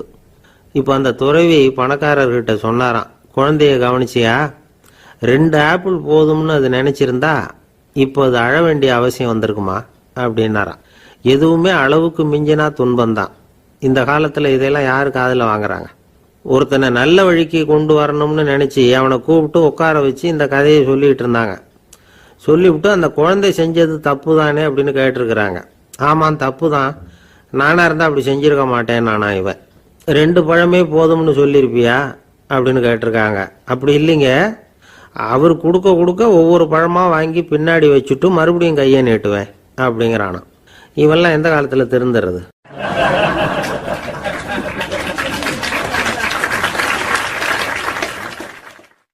ஒரு பெரிய தத்துவ சிந்தனையாளர் இருந்தார், சுவாங்சு அப்படின்னு பேர். அவருடைய மனைவி ஒரு நாள் திடீர்னு காலமாயிட்டாங்க. ஐயோ பாவம், அவர் ரொம்ப வருத்தப்படுவார், போய் ஆறுதலாக 4 வார்த்தை பேசிவிட்டு வரலாம் அப்படின்னு நினச்சிக்கிட்டு நிறைய பேர் அவரை தேடிட்டு வந்தாங்களாம். வந்தவங்களுக்கு ஆச்சரியம். ஏன்னா இவர் வருத்தப்பட்டுக்கிட்டு இருப்பார் அப்படின்னு தானே எதிர்பார்த்தாங்க. அப்படி இல்லை, தாளம் போட்டுக்கிட்டு உட்காந்துருக்கிறார். தாளத்துக்கு தகுந்த மாதிரி பாட்டு வேற பாடிக்கிட்டு இருக்கிறார். என்ன மனுஷன் அவர், கொஞ்சம் கூட கவலை இல்லாமல் இப்படி இருக்கிறாரு அப்படின்னு நினைச்சாங்க. ஒருத்தர் துணிஞ்சு அவர்கிட்ட கேட்டுவிட்டார், என்னங்க இது இப்படி அப்படின்னு. அதுக்கு அவர் என்ன சொன்னார் தெரியுமா? இதை பாருங்க, என்னுடைய மனைவி பிறக்கிறதுக்கு முன்னாடி அவளுக்கு உயிரும் கிடையாது, உடலும் கிடையாது. அதுக்கு பிறகுதான் உயிர் வந்தது, உடல் வந்தது, அந்த உருவம் வந்தது. இப்போ என்ன ஆச்சு? அந்த உருவமும் உயிரும் போயிட்டுது, அவ்வளவுதானே. வந்தது போயிட்டுது. இளவேனில் காலம், இலையுதிர் காலம், பனிக்காலம், இப்படி பருவங்கள் மாறி மாறி வருது இல்லையா? அது மாதிரி பிறப்பும் இறப்பும் மாறி மாறி வருது. இது இயற்கை. இதுக்காக அழுதா அது எப்படி அப்படின்னாராம். ஞான தெளிவு அடைஞ்சவங்களுக்கு எல்லாமே சுகம்தான். திருவள்ளுவரும் அதைத்தான் சொல்றார், உறங்குவது போலும் சாக்காடு, உறங்கி விழிப்பது போலும் பிறப்பு. தூங்குறதுக்கெல்லாம் நாம் வருத்தப்பட்டுக்கிட்ட இருக்கிறோமா? இன்னைக்கு தூங்க வேண்டியிருக்குதே, இன்னும் கொஞ்சம் நேரத்தில் நான் தூங்க வேண்டியிருக்கு அப்படின்னு சொல்லி யாராவது அழுதுகிட்டு இருப்பாங்களா? அதனால் இந்த உலக வாழ்க்கையினுடைய இயல்பை யதார்த்தத்தை நாம் தெளிவாக புரிஞ்சுக்கணும். அப்படி புரிஞ்சுக்கிட்டா நாம் கவலை இல்லாமல் வாழ முடியும். ஒரு வயசான தாத்தா பாட்டி 60 வருஷத்துக்கு முன்னாடி அவங்களுக்கு கல்யாணம் ஆச்சு. ஒன்றாவே வாழ்ந்தாங்க, ஒன்றாவே இறந்து போனாங்க. இப்போ அவங்க 2 பேரும் சொர்க்கத்துக்கு போய் சேர்ந்தாங்க. அங்கே எல்லா வசதியும் இருந்தது. ஒரு பெரிய பங்களாவே இவங்களுக்கு ஒதுக்கி கொடுத்தாங்களாம். இதுக்கு எவ்வளவு வாடகைன்னு கேட்டார் தாத்தா. வாடகையெல்லாம் கிடையாது, இலவசம் அப்படின்னார் அங்கே இருந்தவர். அந்த வீட்டுக்கு பின்னாடி ஒரு பெரிய புல்வெளி இருந்தது. இதில் விளையாட ஏதாவது கட்டணம் உண்டான்னு கேட்டிருக்கார் தாத்தா. அதெல்லாம் ஒன்றும் கிடையாது, பணம்லாம் கட்ட வேண்டியதில்லை அப்படின்னார் அவர். பக்கத்தில் ஹோட்டல் மாதிரி ஒரு பெரிய கட்டடம், உள்ள சாப்பாட்டு மேஜைகள், அது மேலே விதவிதமான பலகாரங்கள். சாப்பாட்டுக்கெல்லாம் எவ்வளவு அப்படின்னு விசாரிச்சாராம் தாத்தா. அதுதான் சொன்னேனே, இங்கே எல்லாமே இலவசம்தான், எது வேணும்னாலும் சாப்பிட்லாம், எவ்வளவு வேணும்னாலும் சாப்பிட்லாம் அப்படின்னாராம். நீங்கள் சொல்கிறீங்க அப்படி, ஆனால் நான் சர்க்கரை சேர்த்துக்கக்கூடாது, உப்பு சேர்த்துக்கக்கூடாது, பாட்டி கையால் எப்பவும் பத்திய சாப்பாடு தான் அப்படின்னாராம் தாத்தா. இதை பாருங்க, இங்கே உங்களுக்கு அந்த கவலையும் வேண்டியதில்லை. இங்கே நீங்கள் ஸ்வீட்டு சாப்பிட்லாம், காரம் சாப்பிட்லாம், உங்களுக்கு எந்த நோயும் வராது அப்படின்னாராம் அங்கே சொர்க்கத்தில் இருந்தவர். இதை கேட்ட உடனே அந்த தாத்தா பக்கத்தில் நின்ன பாட்டியை பார்த்து கத்தினாராம், அடி பாவி, எல்லாத்தையும் கெடுத்துட்டியே, நீ எனக்கு பத்திய சாப்பாடு போடாமல் கண்டதை திங்க விட்டுருந்தா 10 வருஷத்துக்கு முன்னாடியே நான் இங்கே சேர்ந்துருப்பேனே அப்படின்னாராம்.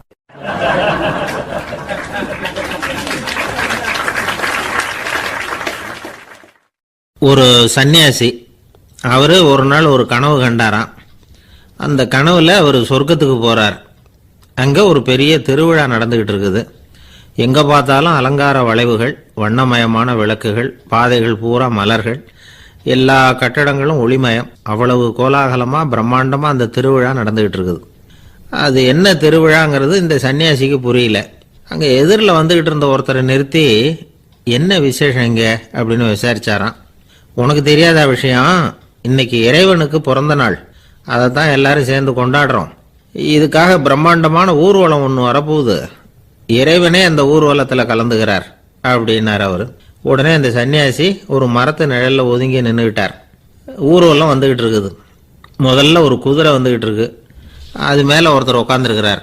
அவருக்கு பின்னாடி நிறைய பேர் கூட்டமாக வந்துகிட்டு இருக்கிறாங்க. இவ்வளவு கூட்டம் இவர் பின்னாடி வருதே, யார் இவர் அப்படின்னு கேட்டார்.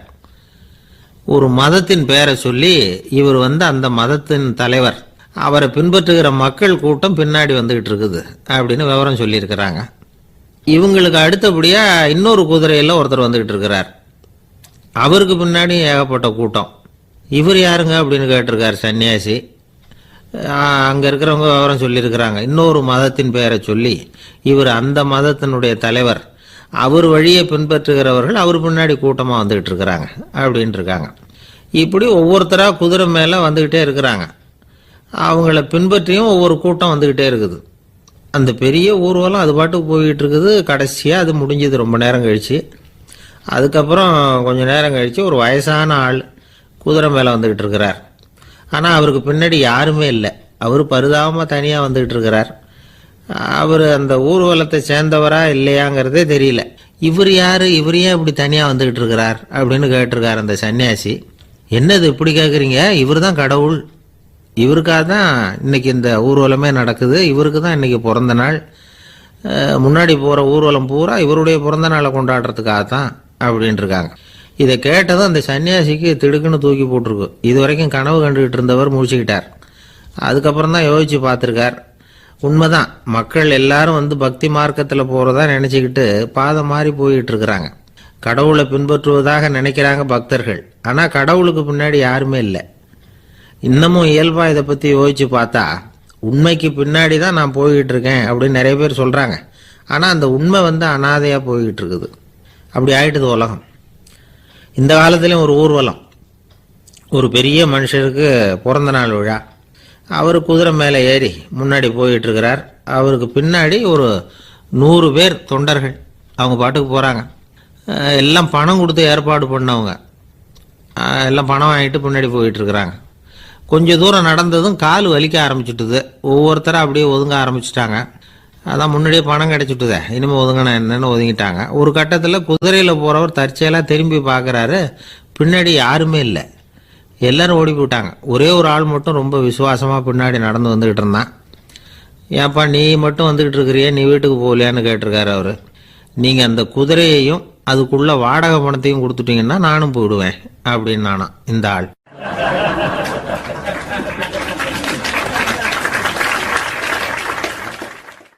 ஒரு ஊரில் ஒரு ஆள் இருந்தான், தையல் கடை வச்சுருந்தான். அவங்கிட்ட ஒருத்தன் ஒரு சட்டை துணி எடுத்து கொடுத்து தைக்க சொல்லியிருந்தான். வர்ற சனிக்கிழமை வா வாங்கிட்டு போ அப்படின்னு அவன் சொல்லியிருந்தான். அதே மாதிரி இவன் வந்தான். அவன் தச்சு வச்சிருந்த சட்டையை கொடுத்தான். இவன் வாங்கி அங்கேயே போட்டு பார்த்தான். கை நீளம் ஒன்றுக்கு ஒன்று வித்தியாசமாக இருந்தது. வலது கை இடது பக்கத்தை விட நீளம் குறைச்சலாக இருந்தது. அவன் முணுமுணுக்க ஆரம்பிச்சுட்டான், என்ன இது இப்படி தைச்சுட்டியேன்னு. இதுக்கு அவன் சொன்னான், ஐயையோ இதுக்காகவா சங்கடப்படுறீங்க, வலது கையை மட்டும் கொஞ்சம் உள்ளே இழுத்தாப்புல வச்சுக்கிட்டீங்கன்னா சரியாக போகுது, மற்றபடி அந்த சட்டையில் உள்ள கலை அம்சத்தை கவனிங்க, எவ்வளோ அற்புதமாக தைச்சிருக்கேன் பாருங்கள், ஒரு சின்ன குறைய இப்படிலாம் பொருட்படுத்த வேண்டியதில்லை, நான் சொன்னது மாதிரி கையை கொஞ்சம் உள்ளே இழுத்தது மாதிரி வச்சுக்கிட்டு நடந்து போங்க, ஜோராக இருக்கும் அப்படின்னா. அவனும் யோசித்து பார்த்தான். சரியான யோசனையாக தான் தோணுச்சு. கொஞ்சம் முயற்சி பண்ணி வலது கையை கொஞ்சம் உள்ளே இழுத்து சட்டை சரியாக இருக்கிறது மாதிரி பண்ணிட்டான். இப்போ மறுபடியும் ஒரு பிரச்சனை. வலது கையை உள்ளே இழுத்த மாதிரி அப்படியே வச்சுக்கிட்டதும் முதுகு பக்கம் கொஞ்சம் துணி தளர்த்தியாக தொங்குறது மாதிரி தெரிஞ்சுது. என்ன இது முதுகு பக்கம் துணி குவிஞ்சுட்டுதே தொங்குதே அப்படின்னா மறுபடியும், அடடா இதுக்காகவா கவலைப்படுறீங்க, உடம்பு அதுக்கு தகுந்த மாதிரி கொஞ்சம் வளைச்சிக்கிட்டா சரியாக போடுது, இதுக்காக அந்த அழகான தையலை பிரித்து அதில் உள்ள கலை அம்சத்தை கெடுக்கிறதுக்கு என் மனசு இடம் தரல, எவ்வளவுக்கு தளர்த்தியாக இருக்கோ அவ்வளவுக்கு கொஞ்சம் உடம்ப வளைச்சி அப்படி குனிஞ்சது மாதிரி போங்க போதும் அப்படின்னா. அதுவும் நல்ல யோசனையாக தான் பட்டுது இவனுக்கு. சரின்னு சொல்லிவிட்டு புறப்பட்டான். தெருவில் இறங்கினான். கையை கொஞ்சம் உள்ளே இழுத்தான். உடம்ப கொஞ்சம் முன்னால் வளைச்சான். சட்டைக்கு தகுந்த மாதிரி உடம்ப பண்ணிக்கிட்டான். மெதுவாக நடந்து போகிறான். இப்போ எதிரில் இன்னொருத்தன் வரான். இவனை பார்க்குறான். இவன் போட்டிருக்கிற சட்டையை பார்க்குறான். ஆஹா அற்புதம்ங்கிறான். சும்மா சொல்லக்கூடாது, ரொம்ப நல்லா இருக்குது. நிச்சயமாக இது இந்த ஊர் மேலே தெருவில் இருக்கிற ஒருத்தன் இருக்கானே, அவன் தைச்சதாக தான் இருக்கணும் அப்படின்னா. இதை கேட்டதும் அவனுக்கு ஆச்சரியம். எப்படி அவ்வளவு கரெக்டாக கண்டுபிடிச்சிங்க அப்படின்னு கேட்டிருக்கான். இதுக்கு அந்த வழிபோக்கன்னு சொன்னானா, அவன் ரொம்ப கெட்டிக்காரன். உங்களை மாதிரி உடம்பும் கையும் வளைஞ்சு போன ஒரு ஆசாமிக்கு அவனை தவிர வேற யாராலேயும் இவ்வளவு பொருத்தமான ஒரு சட்டையை தைக்க முடியாது அப்படின்னானா. பாருங்க, அவனுக்காக இவன் அனுசரிக்க போய் இவனோட நிலைமை எப்படி ஆயிட்டுது பாருங்க. இதே மாதிரி தான் சில சடங்குகளும் சம்பிரதாயங்களும் நம்மளை கோமாளி ஆக்கி விட்டுரும். எதுவாக இருந்தாலும் அதில் அறிவுபூர்வமான அணுகுமுறை அவசியம். ஒரு நர்ஸ் அவசரமாக ஓடி டாக்டர்கிட்ட சொல்லிச்சான், டாக்டர் ஒரு தப்பு நடந்து போச்சு. 10ஆம் நம்பர் பெட்டில் இருக்கிற பேஷண்ட்டுக்கு காலில் ஆப்ரேஷன் பண்ணுறதுக்கு பதிலாக கையில் ஆப்ரேஷன் பண்ணி விட்டீங்க. கை ஆப்ரேஷன் பண்ணிக்க வேண்டிய ஆள் 7ஆம் நம்பர் பெட்டில் இருக்கார் அப்படின்னு தான். அதுக்கு இவர் பதட்டப்படாமல் சொன்னாராம், பரவாயில்ல இவரை தூக்கி 7ஆம் நம்பர் பெட்டில் போட்டுரு அப்படின்னாராம்.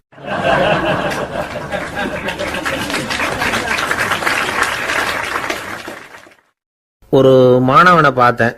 என்ன தம்பி படிப்புலாம் எப்படி இருக்குது அப்படின்னு விசாரித்தேன். அவன் ரொம்ப அழுத்துக்கிட்டான். நான் நல்லா தான் சார் படிக்கிறேன், இருந்தாலும் புத்தியில் சரியாக ஏற மாட்டேங்குது சார் அப்படின்னா. சரி, இவனும் நம்ம ரகம்தான் அப்படின்னு சொல்லி முடிவு பண்ணிட்டோம். கல்வி கற்கக்கூடிய ஒரு மாணவன் சம்பந்தப்படுற புத்திகள் பல வகை. அதை பற்றி ஒரு பெரியவர் விளக்கி இருக்கிறார். மிருத்து புத்தின்னு ஒன்று இருக்குதான். மிருத்துன்னா மண்ணு.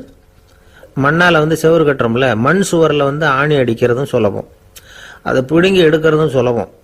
அது மாதிரி சில பேர் குரு சொல்லி கொடுக்கறத சுலபமாக கேட்டு தெரிஞ்சு வச்சுக்குவாங்க. கொஞ்ச நேரத்தில் சுலபமாக மறந்தும் போயிடுவாங்க.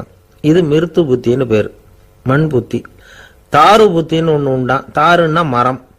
அதில் பச்சை மரத்தில் ஆணி அடிக்கிறது சுலபம், ஆனால் அதை எடுக்கிறது கஷ்டம்.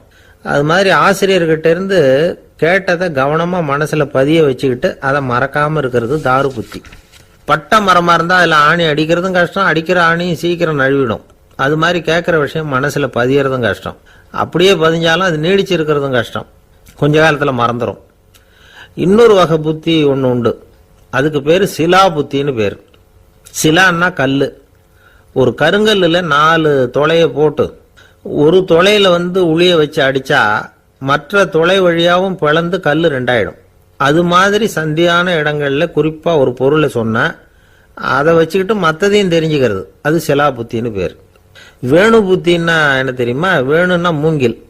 மூங்கில் கணுவில் ஒரு பக்கம் உளிய வச்சு அடித்தா 2 பக்கமும் பிளந்துரும். அது மாதிரி ஒரு செய்தியை கேட்டுக்கிட்டு இருக்கிறப்பவே அதோட முன்பின் தொடர்களையும் தெரிஞ்சுக்கணும், அது வேணு புத்தி. தைல புத்தின்னு ஒன்று உண்டு. தைலம்ங்கிறது எண்ணெய். தண்ணியில் ஒரு துளி எண்ணெயை விட்டால் அது தண்ணி பூரா பரவி போடுதில்ல, அது இப்படி பரவுறது மாதிரி ஆசிரியர் சுருக்கமாக ஒரு கருத்தை சொன்னால் அதை வச்சுக்கிட்டு பூரா விஷயங்களையும் தெரிஞ்சுக்கணும், அது தைல புத்தி. கற்பூர புத்தின்னு ஒன்று கேள்விப்பட்டிருக்கோம். அது எப்படின்னா, கற்பூரம் தீ பட்ட உடனே பிடிச்சிக்கும். ஆசிரியர் சொன்ன உடனே நுண்ணறிவோட பாடங்களை புரிஞ்சுக்கிறது இந்த வகை புத்தி. கரி புத்தின்னு ஒன்று. அது எப்படின்னா, கரியில் நெருப்பை வச்சு விசிறிய பிறகு அதுக்கப்புறம் அது கறி நெருப்பாகும். அது மாதிரி காலம்பரை சாயந்தர வேலைகளில் ஆசிரியர் பாடம் சொல்லி கொடுப்பார், அதை கொண்டு புரிஞ்சுக்கிறது இந்த வகை. கதலித்தண்டு புத்தின்னு ஒன்று சொல்லுவாங்க. கதலிங்கிறது வாழை மரம். வாழைத்தண்டில் தீ வைக்கிறது எவ்வளவு சிரமமோ அவ்வளவு சிரமத்தோட கல்வி கற்கிறது கதலித்தண்டு புத்தி. இதை தவிர இன்னும் சில வகையான மாணவர்களை கூட அடையாளம் காட்டுறாங்க.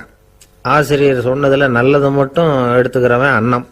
ஆசிரியர் கிடைச்ச இடத்துல பாடத்தை கேட்டுக்கிட்டு பிறகு தனியாக உட்காந்து சிந்திக்கிறவன் பசு. பசுமாடு அப்படி தானே, புல்லு கண்ட இடத்துல மேயும், அதுக்கப்புறம் நிதானமாக அசை போட்டுக்கும்.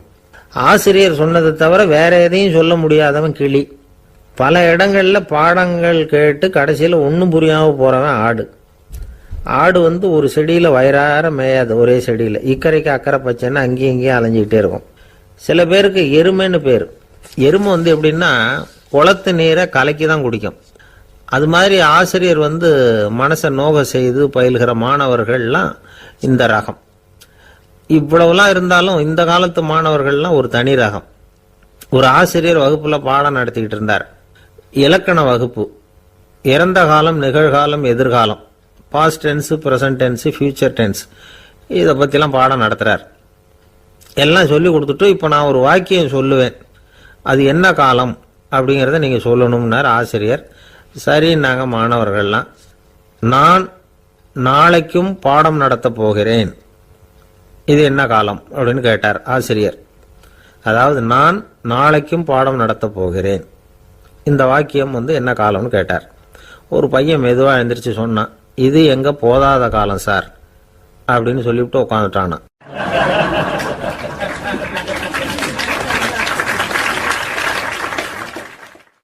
ஒரு ஊர்ல ஒரு பெரிய செல்வந்தர் இருந்தார். பணத்துக்கு பஞ்சம் இல்லை. அதனால இந்த உலகத்துல முடியாத காரியம் எதுவும் இல்லைன்னு நினைச்சார். பணம் இருந்தாலே அந்த நினைப்பு தானா வந்துடும். அதனால இவரும் அப்படி நினைச்சதுல ஒன்றும் தப்பு இல்லை. அந்த ஊருக்கு குருநானக் ஒரு தடவை வந்தார். அவருக்கு இந்த செல்வந்தர் ரொம்ப பிரமாதமா ஒரு வரவேற்பு கொடுத்தார். ஊர் எல்லையிலேயே எங்க வீட்டுக்கு விருந்து சாப்பிட்டுட்டு போகணும்னு கேட்டுக்கிட்டார். அவரும் சரின்னு ஒத்துக்கிட்டார். உடனே தன்னுடைய பங்களாவில் ஒரு பெரிய விருந்துக்கு ஏற்பாடு பண்ணார். குருநானக் அழைச்சிட்டு வீட்டுக்கு போனார், உட்கார வச்சார். ஐயா, நான் இந்த ஊர்லயே ரொம்ப பெரிய வசதி உள்ளவன், என்னால் எல்லாம் முடியும். உங்களுக்காக நான் என்ன செய்யணும்னு சொல்லுங்க, எதுவாக இருந்தாலும் பரவாயில்ல, எவ்வளவு செலவானாலும் பரவாயில்ல, என்னால் செய்ய முடியும். என்ன செய்யணும்னு சொல்லுங்க, அது போதும், நான் செய்கிறேன் அப்படின்னு நான் ரொம்ப பணிவா. இதை கேட்டதும் குருநானக் சிந்திச்சார் கொஞ்ச நேரம். அதுக்கப்புறம் தன்னோட சட்ட பைக்குள்ள கையை விட்டு ஒரு பழைய ஊசி ஒன்று எடுத்தார். அந்த செல்வந்தர்கிட்ட கொடுத்தார். இதை பாருங்க, இவ்வளவு தூரம் நீங்க கேட்கறதுனால சொல்றேன், எனக்கு நீங்க செய்ய வேண்டிய உதவி இதுதான்னார். ஊசிய கையில வாங்கிக்கிட்டு இதை என்ன செய்யணும் சொல்லுங்க அப்படின்னார் அவரு. நீங்க செய்ய வேண்டியது என்னன்னா, இந்த ஊசியை பத்திரமா வச்சிருக்கணும். நாம 2 பேரும் இறந்து போனதுக்கு பின்னாடி இன்னொரு உலகத்துல நாம சந்திக்கக்கூடிய வாய்ப்பு இருக்குது. அப்போ இந்த ஊசியை என்கிட்ட கொண்டாந்து கொடுக்கணும். இதுதான் நீங்க எனக்காக செய்ய வேண்டிய உதவி அப்படின்னார் குருநானக் லேசா சிரிச்சுக்கிட்டே. இதை கேட்ட உடனே இந்த பெரியவர் முழிக்க ஆரம்பிச்சிட்டார். அது எப்படிங்க, நான் சாகிறப்ப எப்படி இந்த ஊசியை எடுத்துக்கிட்டு இன்னொரு உலகத்துக்கு வர முடியும்னார். ஊசி மாதிரி ஒரு சின்ன பொருளை கூட இந்த உலகத்தை விட்டு நாம போறப்ப எடுத்துட்டு போக முடியாதுங்கிறப்போ உங்களோட செல்வத்தையெல்லாம் எப்படி அங்க எடுத்துட்டு வர போறீங்க அப்படின்னு கேட்டார் குருநானக். அதுக்கப்புறம் தான் அந்த பெரியவர் யோசிக்க ஆரம்பிச்சாராம். குருநானக் சொல்றார், இதை பாருங்க, நாம செய்யற நல்லது கெட்டது தான் கடைசி வரைக்கும் நம்ம கூட இருக்கும். அடுத்தவங்க நல்லா இருக்கணுங்கிறதுக்காக பொருளை செலவு செய்யணும். அப்படி செய்யலைன்னா எந்த பிரயோஜனமும் இல்லை அப்படின்னார். அதுக்கப்புறம் தான் அந்த செல்வந்தரின் அறிவு கண் திறந்துதான். உடனே குருநானக்கை வணங்கினார். ஐயா, என்கிட்ட இருந்த ஆணவம் போயிட்டுது, இனிமே என்கிட்ட இருக்கிற செல்வத்தை நல்ல வழியில செலவழிப்பேன் அப்படின்னாராம். நம்ம கிட்ட இருக்கிற பணம் எப்பவும் நம்ம கூடவே வந்துகிட்டு இருக்காதுங்கிறதுக்கு இது ஒரு உதாரணம். அதுக்காக நாம பணம் சேர்க்கறத பத்தி கவலைப்பட வேண்டியதில்லை, பேசாம படுத்து தூங்கிட்டு இருந்தா போதும் அப்படின்னு இதுக்கு அர்த்தம் பண்ணிக்க கூடாது. முறையான வழியில பணம் சேர்க்கணும், அதை முறையான வழியில செலவு பண்ணணும். அதனால ஏற்படக்கூடிய மன நிறைவு இருக்கு பாருங்க, அது அனுபவிச்சவங்களுக்கு தான் தெரியும். சொர்க்கத்துக்கு போறவங்க இங்க இருந்து பணத்தை எடுத்துட்டு போக முடியாது. ஆனா நம்ம செல்வத்தை இங்க மற்றவங்களுக்கு பயன்பட செய்து அதனால ஏற்படுற புண்ணியம் இருக்கு பாருங்க, அதை எடுத்துட்டு போக முடியுமா. இதுதான் ஆன்மீகவாதிகள்லாம் சொல்ற கருத்து. ஜான் நியூட்டன் ஒருத்தர், அவர் சொன்னார், நான் எப்பவாவது சொர்க்கத்துக்கு போய் சேர்ந்தேன்னா அங்க 3 அதிசயங்களை பார்ப்பேன்னார். என்னன்னு கேட்டாங்க. நான் யார் யார் இருக்க மாட்டாங்கன்னு நினைச்சுக்கிட்டு இருந்தேனோ அவங்கள சில பேர் அங்க இருப்பாங்க, அது ஒரு பெரிய அதிசயம்னார். சரி, அடுத்தது என்ன? 2வது அதிசயம் என்னன்னா, அங்க இருப்பாங்கன்னு நான் எதிர்பார்த்த சில பேர் அங்க இருக்க மாட்டாங்க அப்படின்னார். சரி, 3வது பெரிய ஆச்சரியம் என்ன அப்படின்னா, நான் அங்க இருக்க பாருங்க, அதுதான் அந்த 3வது அதிசயம் அப்படின்னாராம்.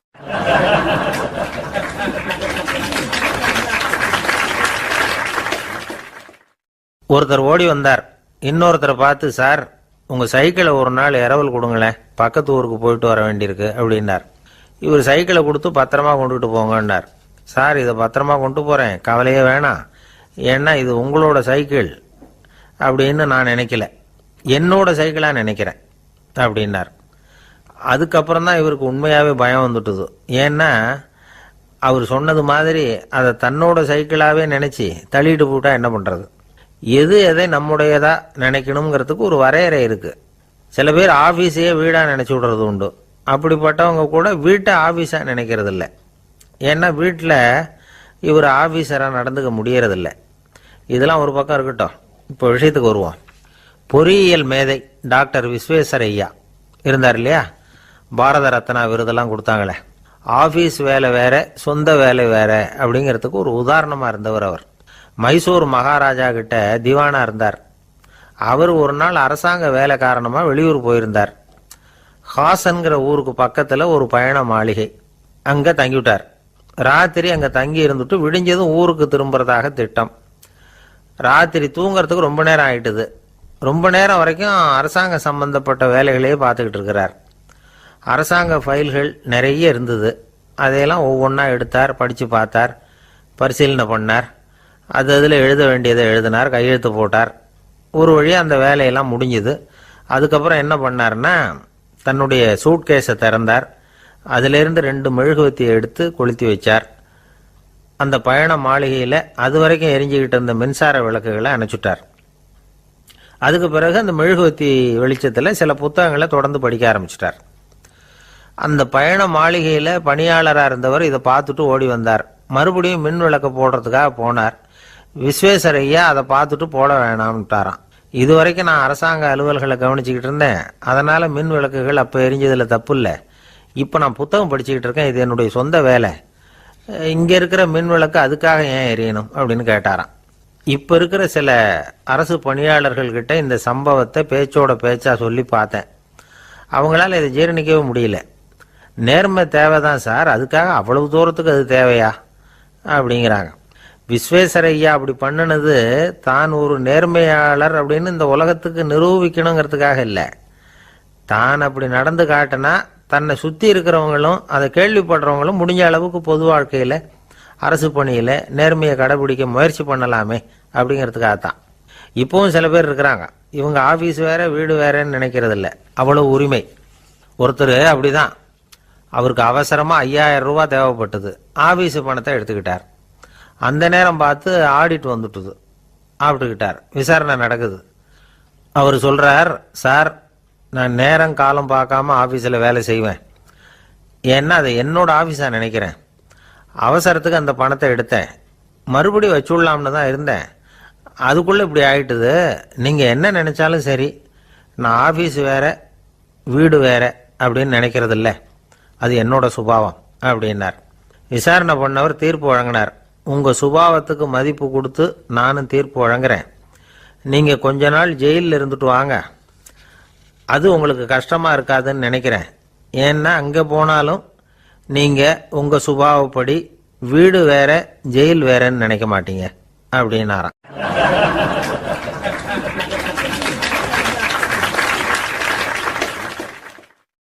திபேத் நாட்டில் புத்த மடாலயங்கள் நிறைய உண்டு. அதுக்கு ஒரு தலைமையகமும் உண்டு. அது இந்த திபேத் தலைநகரம் லாசாவில் இருக்குது. ரொம்ப காலத்துக்கு அப்பால் அதை பற்றியெல்லாம் நிறைய விவரங்கள் எழுதி வச்சிருக்கிறாங்க. அது இப்போவும் நமக்கு கிடைக்குது. அதாவது ரொம்ப தூரத்துக்கு அந்தாண்ட மலைகளுக்கு நடுவில் ஒரு கிளை மடாலயம். அந்த மடத்தின் தலைவருக்கு வயசாயிட்டு தான், அதனால் தலைமை பொறுப்பை வேற ஒருத்தர்கிட்ட ஒப்படைக்கலாம் அப்படின்னு முடிவு பண்ணாராம். உடனே ஒரு லாமாவை கூப்பிட்டார். அவர் மூலமாக தலைமை மடாலயத்துக்கு செய்தி அனுப்புனார், பொருத்தமான வாரிசு ஒருத்தரை அனுப்பி வைக்கும்படியாக. அந்த வாலிப லாமா புறப்பட்டார். காடு மேடெல்லாம் நடந்து போகிறார். ரொம்ப நாள் கழித்து தலைமை பீடத்தை அடைஞ்சார். தலைமை குரு கிட்ட விவரத்தை சொன்னார். தகுதியான ஒருத்தரை அனுப்பி வச்சா அழைச்சிட்டு போகிறேன் அப்படின்னார். சரி, நாளைக்கு காலையில் நீங்கள் அவங்க எல்லாரையும் அழைச்சிட்டு போகலாம்னார் அவர். அவங்க எல்லாரையுமா? அங்கே தேவைப்படுறது ஒருத்தர் தானே அப்படின்னார் இவர். ஆமான்னார். அப்புறம் ஏன் எல்லாரையும் அழைச்சிட்டு போக சொல்கிறீங்கன்னார். அது இப்போ உனக்கு புரியாது. நான் ஒரு 100 பிக்குகளை அனுப்புகிறேன், அதாவது பிட்சுகளை. அவ்வளவு பேரையும் அங்கே வச்சு சமாளிக்க முடியாது அப்படின்னாரு இவர். இருந்தாலும் இப்போ அந்த தலைமை குரு என்ன சொன்னார்னா, அதை பற்றி கவலைப்படாத, நான் 100 பேரை அனுப்புகிறேன். அதில் 99 பேர் வழியிலேயே காணாமல் போடுவாங்க, ஒருத்தன் மட்டும்தான் வருவான். அவனும் அங்கே வந்து சேர்ந்துட்டானா நீ ரொம்ப கொடுத்து வச்சவன் அப்படின்னார். இவருக்கு ஒன்றும் புரியல. இருந்தாலும் மறுநாள் அந்த வாலிபல் லாமா 100 பேரை அழைச்சிக்கிட்டு புறப்பட்டார். போகிற வழியிலேயே பல பேர் அங்கங்கே பிச்சுக்கிட்டு போயிட்டாங்க. அவர் சொன்னது மாதிரியே வழியில் அவங்க ஊர்கள் இருந்தது தான் காரணம். அப்பா அம்மாவை பார்த்துட்டு வரேன் அப்படின்னு கொஞ்சம் பேர் போனாங்க. சொந்த பந்தத்தை பார்த்துட்டு வரேன் அப்படின்னு கொஞ்சம் பேர். ஒரு வாரம் ஆச்சு. இப்போ மிஞ்சினது 10 பேர் தான். வழியில் ஒரு நகரம். அங்கே சில பிட்சுக்கள் வந்து சந்திச்சாங்க. எங்கள் மடத்து தலைவர் இறந்துட்டார், உங்களில் யாராவது ஒருத்தர் எங்களுக்கு தலைவராக முடியுமா அப்படின்னு கேட்டாங்க. 10 பேரும் தயார். அதில் ஒருத்தரை அழைச்சிக்கிட்டு அவங்க போயிட்டாங்க. இன்னொரு ஊரில் சில பேர் வந்தாங்க, வழி மறிச்சாங்க. நில்லுங்க, எங்கள் மன்னர் மகளுக்கு திருமணம், அதை நடத்தி வைக்க 3 லாமாக்கள் தேவை அப்படின்னாங்க. இப்படி கொஞ்சம் கொஞ்சமாக எல்லாரும் காலி. கடைசியில் 2 பேரும் மிஞ்சினாங்க. அங்கே ஒரு இளம்பெண் எதிரில் வந்தா. எங்கள் அப்பா வேட்டைக்கு போயிருக்கிறாரு, இன்னும் திரும்பி வரல, வீட்டில் வேற யாரும் இல்லை, தனியாக இருக்க பயமாக இருக்குது, யாராவது ஒருத்தர் எனக்கு துணையாக இருக்கணும் அப்படின்னு கேட்டுக்கிட்டா. எங்கள் 2 பேரில் நீயே ஒருத்தரை தேர்ந்தெடுத்துக்கோ, இல்லைன்னா எங்களுக்குள்ளே சண்டை வந்துடும் அப்படின்னாங்க. இப்போ மிஞ்சினவர் ஒருத்தர். அவருக்கும் ஒரு சோதனை வந்தது. ஒரு தர்க்கவாதி எதிரில் வந்தான். உன்னோட வாதம் பண்ணணும்னா. இவனோட வாதம் பண்ணுறேன், அது முடிய ரொம்ப காலம் ஆகலாம், தர்க்கத்தில் நான் ஜெயிச்சா அங்கே வரேன், இல்லைன்னா இவருடைய சீடனை ஆயிடுவேன் அப்படின்னார் அவர். கடைசியாக அழைக்க வந்த வாலிபலாமா மட்டும் வெறும் கையோடு திரும்பி போனார். அங்கே இருந்த வயசான மடாதிபதி கேட்டார், எத்தனை பேர் அங்கேருந்து புறப்பட்டீங்கன்னார். என்னையும் சேர்த்து 101ன்னார் அவர். நல்லது, நீயாவது திரும்பி வந்திய, அதுதான் எனக்கு போதும், ஏன்னா நீ தான் எனக்கு உண்மையான வாரிசு, அந்த 100 பேரில் யாரும் வரமாட்டாங்க அப்படின்னார் அவர். ஏன்னா அவருக்கு தெரியும் இவர் ஒருத்தர் தான் திரும்பி வருவாருங்கிறது. திபேத்தில் ஒரு பழங்கால பழமொழி உண்டாம், 100 பேர் செல்லலாம், எப்பொழுதாவது ஒருவன் அபூர்வமாக அடைய வேண்டிய இடத்தை அடைவான். இதுதான் அந்த பழமொழி. ஒரு உன்னதமான இலக்கை அடையணும்னா அது அவ்வளவு சுலபமான காரியம் இல்லை. இந்த காலத்து மடாலயம் ஒன்று, அதில் ஒரு தலைவர், அவருக்கு வயசாயிட்டுது, தனக்கு ஒரு வாரிசை நியமிக்கணும் அப்படின்னு ஆசைப்பட்டார். ரொம்ப கஷ்டப்பட்டு ஒருத்தரை பிடிச்சார். தனக்கு வாரிசாக நியமிச்சுட்டு அவர் சமாதி ஆயிட்டார். புதுசாக பொறுப்பேற்றுக்கிட்டவர் அப்படியே உட்காந்துருந்தார். அவரை தேடிட்டு பத்திரிகை நிருபர்கள்லாம் வந்தாங்க, கேட்டாங்க. அவர் உங்கள் பொறுப்பில் வந்து அவர் பெரியவர் விட்டுட்டு போன இது எவ்வளவு சுமாராக தேரும், எவ்வளவு விட்டுட்டு போனார் அப்படின்னு கேட்டிருக்கிறாங்க. அது என்ன ஒரு 50 லட்சம் இருக்கும் அப்படின்னாராம். அவ்வளவும் பணமா அப்படின்னு கேட்டிருக்காங்க. இல்லைங்க, கடன் அப்படின்னாராம் இவர்.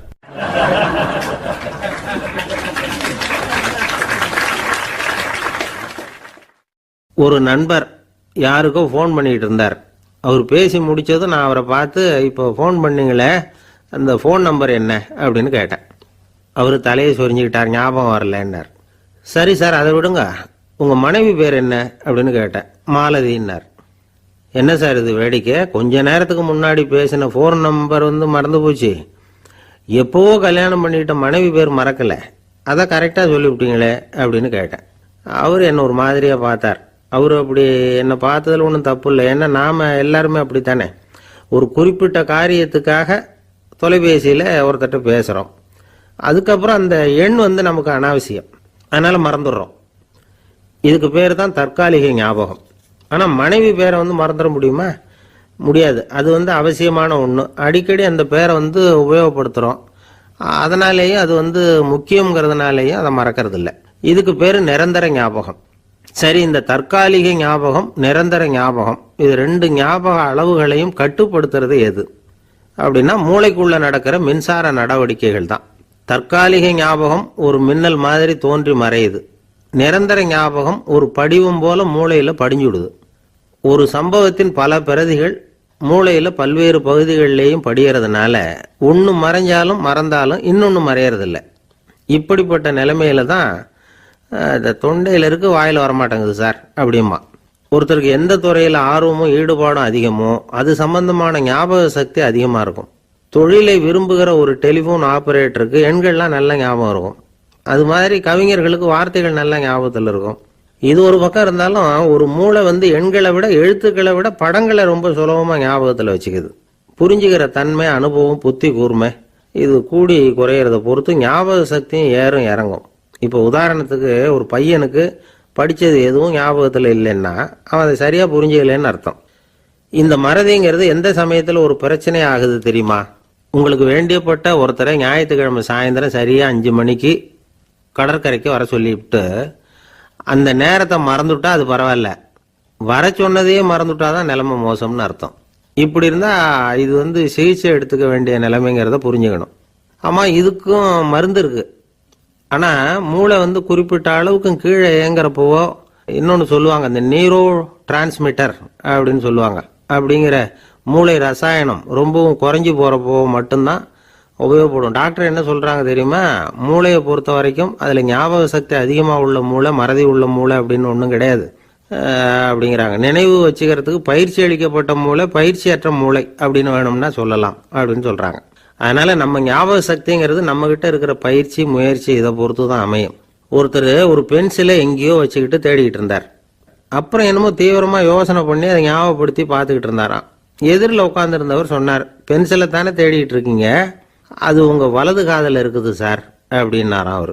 இதுக்கு அவர் சொல்லியிருக்காரு, பென்சிலை வலது காதில் தான் வச்சிருக்கேங்கிறது எனக்கு நல்லா ஞாபகம் இருக்கு, ஆனா எது வலது காதுங்கிறது தான் மறந்து போச்சு அப்படின்னாராம். அவர் அதை தான் யோசிச்சுட்டு இருந்திருக்கிறார்.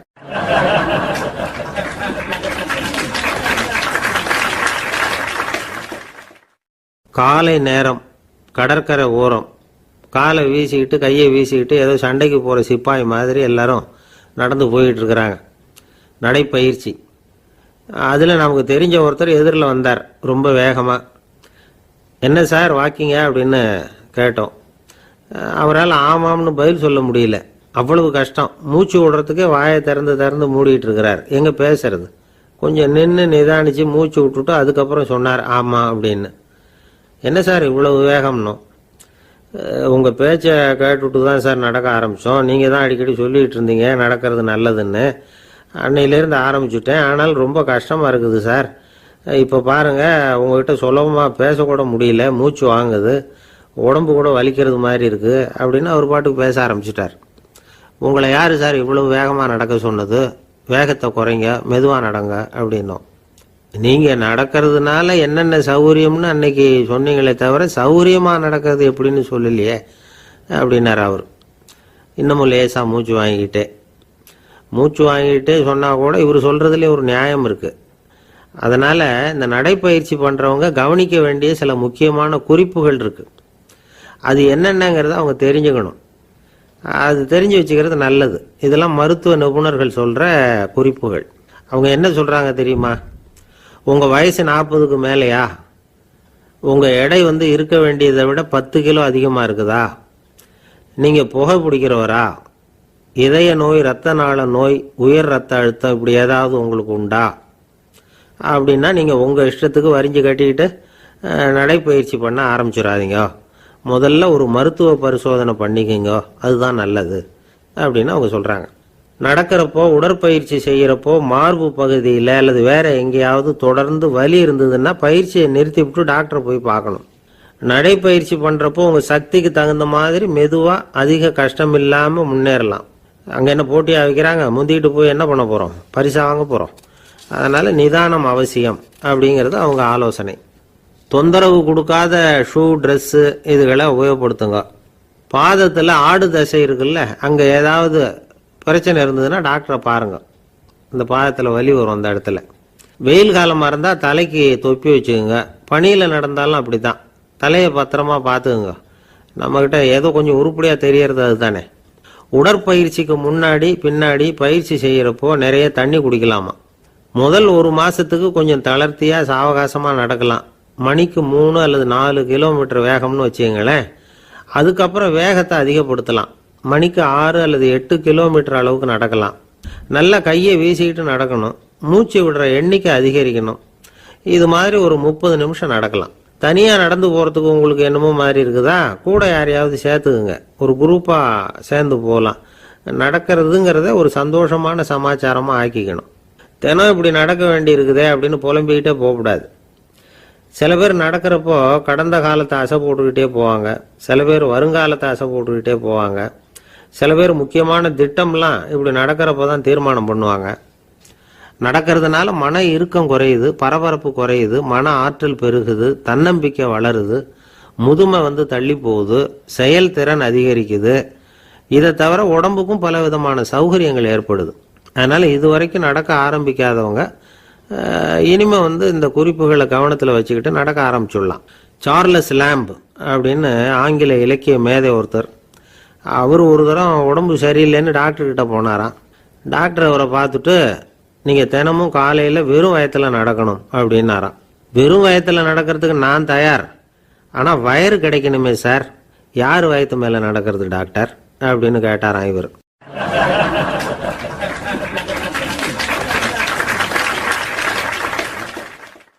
எனக்கு ஒரு உதவி செய்யணும் அப்படின்னு நம்மளை பார்த்து ஒருத்தர் கேட்குறாருன்னு வச்சுங்களேன், உடனே நாம் அவரை பார்த்து என்ன உதவின்னு கேட்போம். இதுதான் சராசரி மனிதர்களின் இயல்பு. ஆனால் ஒருத்தர் எனக்கு ஒரு உதவி செய்யணும் அப்படின்னு கேட்ட உடனே என்ன உதவின்னு கூட கேட்காம சரி செய்கிறேன் அப்படின்னு ஒத்துக்கிறது இருக்கு பாருங்க, அது கொஞ்சம் அபூர்வம். அந்த காலத்தில் ஒருத்தர் இருந்தார். அவர் எப்படி தெரியுமா, உதவி கேட்குறவங்க நல்லவங்களா கெட்டவங்களா அப்படின்னு கூட பார்க்கல, தனக்கு நன்மையா தீமையா அப்படின்னு கூட பார்க்கல, உதவி செய்கிறேன்னு புறப்பட்டு விட்டார். அவர் யார் தெரியுமா, அவர் தான் நல சக்கரவர்த்தி. அவர் மாதிரி நாமும் உதவி கேட்குறவங்களுக்கு உடனே உதவி செய்கிறதுக்கு தயாராக இருக்கணும் அப்படின்னு சொன்னார் ஒரு ஆன்மீக பேச்சாளர். நல சரித்திரத்தை அவர் சொல்லிக்கிட்டு இருந்தார். இந்திரன், அக்னி, வருணன், யமன் இவங்க 4 பேரும் நலனை பார்த்து எங்களுக்கு நீ உதவி செய்யணும், எங்களுக்காக நீ தூது போகணும் அப்படின்னு கேட்குறாங்க. யாருக்கிட்ட தூது போகணும், என்ன காரியத்துக்காக போகணும் அப்படின்னு கேட்கணும்ல. நலன் அப்படி கேட்கவே இல்லை, உடனே சரின்னு ஒத்துக்கிறான். அதுக்கப்புறம் அவங்க விவரம் சொல்கிறாங்க, என்ன உதவி, யாருக்கிட்ட தூது போகணும் அப்படிங்கிற விவரத்தை சொல்கிறாங்க. நலனுக்கும் அப்புறம்தான் புரியுது, எந்த தமயந்தியை இவன் காதலிச்சானோ, எந்த தமயந்தின் சுயம்பரத்துக்காக இவன் போய்கிட்டு இருக்கிறானோ அந்த தமயந்தியை பார்த்து தங்களுக்காக அவகிட்ட வாதாடணும், பேசணும், தங்களில் ஒருத்தரை கல்யாணம் பண்ணிக்கும்படியாக கேட்கணும் அப்படின்னு அவங்க 4 பேரும் நலன்கிட்ட கேட்குறாங்க. இதை கேட்டதும் நலன் கொஞ்சம் கூட முகம் சுளிக்கலை, பதட்டப்படலை. நேராக தமயந்தி கிட்ட போகிறான். இந்திரன், அக்னி, வருணன், யமன் இவங்களோட சிறப்புகளை எடுத்து சொல்கிறான். இவங்களில் ஒருத்தரை கல்யாணம் பண்ணிக்கலாம் அப்படின்னு சொல்லி கேட்டுக்கிறான். ஆனால் இதுக்கு தமயந்தி சம்மதிக்கலை. சுயம்பரம் நடக்குது, அவள் நலனை தேர்ந்தெடுக்கிறாள். அந்த 4 பேரும் நலனுக்கு நிறைய வரங்கள்லாம் கொடுக்குறாங்க. அதுக்கப்புறம் இப்படி போகுது கதை. இதில் நாம் கவனிக்க வேண்டியது என்னென்னா, உதவின்னு கேட்ட உடனே என்ன உதவின்னு கேட்காம சரி செய்கிறேன்னு சொன்னான் பாருங்க, அதை கொஞ்சம் சிந்திக்கணும். செய்கிறேன்னு ஒத்துக்கிட்டதுக்கு அப்புறம் அது என்ன உதவின்னு தெரிஞ்சும் முகம் சுளிக்காமல் அதை செஞ்சான் பாருங்க, அதையும் கொஞ்சம் சிந்திக்கணும். நம்மால் ஒருத்தன் ஒரு நண்பனை தேடி போனான், எனக்கு ஒரு உதவின்னா சரி சொல்லுன்னா, இப்போ உங்ககிட்ட 2 கார் இருந்தால் என்ன பண்ணுவேன்னா, உடனே அதில் ஒன்று உங்ககிட்ட கொடுத்துருவேன்னா, அவன் உங்ககிட்ட 2 பங்களா இருந்தால் என்ன பண்ணுவேன்னா, அதில் ஒன்று உங்ககிட்ட கொடுத்துருவேன்னா, உங்ககிட்ட 2 பேனா இருந்தால் என்ன பண்ணுவேன்னா, அதில் ஒரு பேனாவை உங்ககிட்ட கொடுக்க மாட்டேன்னா அவன். ஏன்டா அப்படி சொல்கிறேன்னா, ஏன்னா இப்போ நிஜமாவே என்கிட்ட 2 பேனா இருக்குது, அதனால் அப்படி சொல்கிறேன் அப்படின்னு நானா அவன்.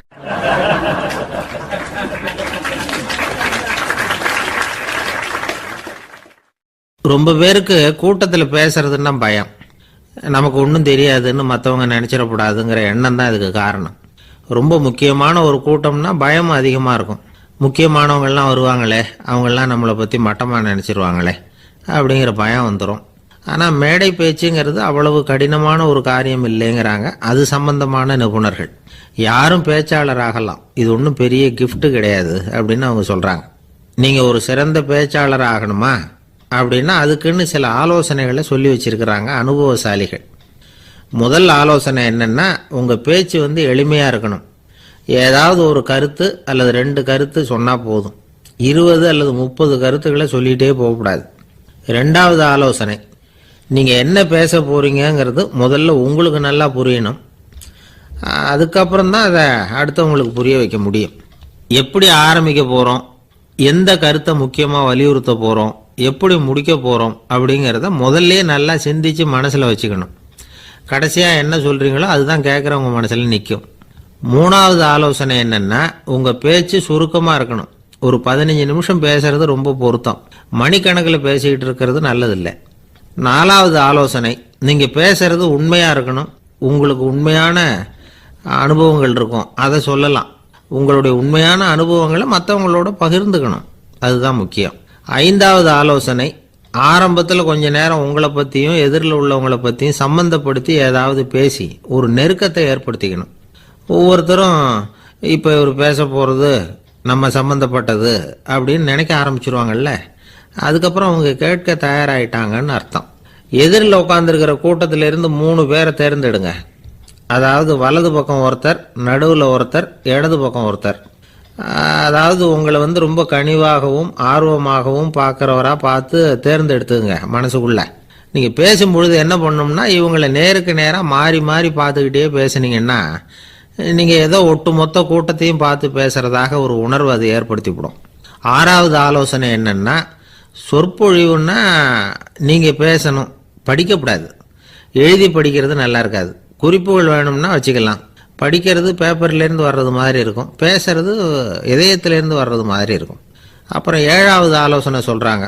அது என்னென்னா, மேடையில் ஏறி நின்ன உடனே இயல்பாக மூச்சை இழுத்து விட்டுங்க, இயல்பு நிலைக்கு வாங்க, அதுக்கப்புறம் இயல்பாக பேச ஆரம்பிக்கலாம் அப்படிங்கிறாங்க. இவ்வளவும் பேச்சு கலையில் வல்லுநர்களாக இருக்கிறவங்க சொல்லுகிற ஆலோசனைகள். இதையெல்லாம் கடைபிடிச்சா நமக்கும் அதுக்கும் வெகு தூரம்னு நினச்சிக்கிட்டு இருந்த ஒன்று இப்போ கிட்டத்தில் நெருங்கி வந்துடும். நாம் சொல்கிறபடியெல்லாம் அது கேட்கும். ஒரு பேச்சாளர், அவருக்கு சுருக்கமாகவே பேச தெரியாது. மேடையில் ஏற்றி விட்டுவிட்டா போதும், ஆரம்பிச்சிருவார், நிறுத்த மாட்டார், பேசிக்கிட்டே இருப்பார்.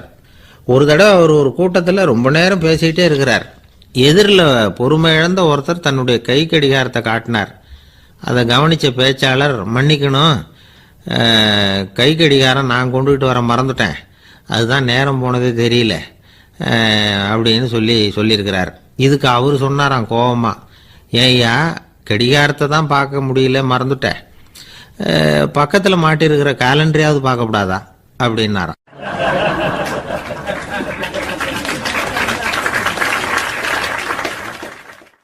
கப்பல் கடல்ல போய்கிட்டு இருக்கு. புயல், சூறாவளி, அலையெல்லாம் பெருசு பெருசா ரொம்ப உயரமா உண்டாகுது. கடுமையான காற்றிலேயும் வேகமான அலைகள்லேயும் சிக்கி அந்த கப்பல் தடுமாறுது. திசை மாறி போச்சு. எந்த பக்கம் போயிட்டு இருக்கிறோம்னே தெரியல. அந்த கப்பலை செலுத்திக்கிட்டு இருந்த மாலுமி ரொம்ப சாமர்த்தியமாக செயல்பட்டார்.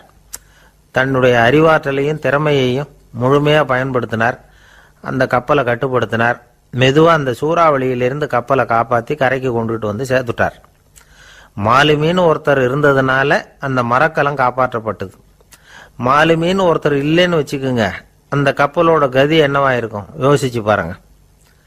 ஒரு கோபக்காரனுடைய நிலைமையும் அப்படித்தானா. கோபக்காரன்கிறவன் ஒரு மாலுமி இல்லாத மரக்கலம் அப்படிங்கிறார் நபிகள் நாயகம். கொந்தளிக்கிற கடல்ல கொடுமையான அலைகளின் உச்சியில அல்லல் படுகிற மரக்கலத்தை விட மோசமானது கோபக்காரனின் நிலைமை அப்படிங்கிறது அவருடைய கருத்து. அது மாதிரி இதுன்னு சொல்லல, அதை விட மோசம் இது அப்படிங்கிறார். ஏன் தெரியுமா? ஒரு கப்பல் கடல்ல தடுமாறினா அதை சரிப்படுத்த மாலுமி இருக்கிறார். அவர் தன்னுடைய சாமர்த்தியத்தினால அதை கட்டுப்படுத்தி சரியான வழிக்கு கொண்டுட்டு வந்துருவார். ஆனா கோபக்காரனுடைய நிலைமை அப்படி இல்லை அப்படிங்கிறார் நபிகள் நாயகம். மனித மனம் ஒரு மரக்கலம், அறிவு அதுல இருக்கிற மாலுமி. மாலுமி மரக்கலத்தை செலுத்துறான், அவனுக்கு கட்டுப்பட்டு அது ஓடுது. ஆனா கோபக்காரன்கிற மனுஷங்கிட்ட அறிவுங்கிற மாலுமி சரியா வேலை செய்ய மாட்டான். ஏன்னா கோபம் அந்த மாலுமியின் கண்களை அவிச்சிரும், காதுகளை கேட்காம பண்ணிவிடும். கண்ணையும் காதையும் மூடிவிட்டு கப்பலை ஓட்டுனா எப்படி ஓட்டுறது? அதனால கோபக்காரன் மாலுமி இல்லாத மரக்கலம். இடி மின்னல்ல மாட்டிக்கிட்டு கஷ்டப்படுற கப்பல் மாதிரி கஷ்டப்படுறான். பெரியவங்கள்லாம் என்ன சொல்றாங்க? உனக்கு கெடுதல் பண்ணவனுக்கும் நீ நன்மையை செய், எவருடைய விருப்பு வெறுப்பையும் பொருட்படுத்தாதே, பரம எதிரிக்கும் நீ நன்மை செய்ய ஆரம்பிச்சா உன்னுடைய தூய நிலையை பார்த்துட்டு அவனும் உனக்கு நெருக்கமான நண்பனா ஆயிடுவான். இதுதான் பெரியவங்க நமக்கு சொல்லி இருக்கிறது. புனித குர்ஆன் சொல்றது என்ன? தீமையை நன்மையை கொண்டே நீர் தடுத்து கொள்ளும் அப்படின்னு சொல்லப்பட்டிருக்கிறதுல. இன்னா செய்தாரை ஒருத்தல் அவர் நாண நன்னயம் செய்து விடல் அப்படிங்கிறார் திருவள்ளுவர். செல்வந்தர் ஒருத்தர்கிட்ட ஒரு சிறுவன் ஆடு மேய்ச்சிக்கிட்டு இருந்தானா. பெரியவர் அவனை கூப்பிட்டு, நீ நேரா போய் ஒரு ஆட்டுல உள்ள ரொம்ப நல்ல பகுதி எதுவோ அதை எடுத்துக்கிட்டு வா அப்படின்னாராம். இவன் போனான். ஒரு ஆட்டு உடம்புல இருந்த நாக்கு, இருதயம், இது ரெண்டையும் எடுத்துட்டு வந்து கொடுத்தானான். பெரியவர் வாங்கி பார்த்தார். அதுக்கப்புறம் இப்ப நீ போய் இன்னொரு ஆட்டுல இருக்கிற ரொம்ப கெட்ட பகுதி எதுவோ அதை எடுத்துட்டு வா அப்படின்னாராம். இவன் போய் எடுத்துட்டு வந்தான். அவன் கையில் இருந்தது மறுபடியும் அதே மாதிரி நாக்கு, இருதயம், இது ரெண்டும் தான். என்னது இப்பவும் அதையே கொண்டுட்டு வந்திருக்கிற அப்படின்னாராம் பெரியவர். இவன் சொன்னானா, ஒரு உடம்புல உள்ள ரொம்ப நல்ல பொருளும் இதுதான், ரொம்ப கெட்ட பொருளும் இதுதான் அப்படின்னானா. இளம் வயசுல இப்படி பதில் சொன்னவர் தான் பேரறிஞர் லுக்மானுல் ஹக்கீம் அவர்கள். கோபப்படாம இருந்தா இது ரெண்டும் நல்லா வேலை செய்யும், கோபப்பட்டா இது ரெண்டும் மோசமா வேலை செய்யும். அதை புரிஞ்சுக்கிறதுக்காகத்தான் இன்னைக்கு இந்த தகவல். கோபம் வந்துட்டா நாம என்ன செய்யறோங்கிறது நமக்கே தெரியாது. ஒருத்தர் டாக்டர் கிட்ட போனார் அவசரமா. டாக்டர், எனக்கு இப்ப கடுமையான கோப வெறி, எனக்கு கண்ணு மண்ணு ஒன்றும் புரியல, உடனடியாக அதை கட்டுப்படுத்தணும், உடனே இதுக்கு ஏதாவது ஒரு மாத்திரை கொடுங்க ப்ளீஸ் அப்படின்னார். அந்த டாக்டரும் உடனே ஒரு மாத்திரையை கொடுத்து இதை உடனே போடுங்க, நான் தண்ணி கொண்டுட்டு வரேன்னு உள்ள போனார். தண்ணியோடு திரும்பி வந்தார். இவரு சொன்னார், டாக்டர், நீங்க கொடுத்த மாத்திரை ரொம்ப பெருசா இருந்தது, இருந்தாலும் கஷ்டப்பட்டு முழுங்கிட்டேன்னார். டாக்டர் சந்தேகத்தோட மேசையை பார்க்கிறார். பார்த்தா மாத்திரை அங்கேயே இருக்குது, பேப்பர் வெயிட்ட காணல.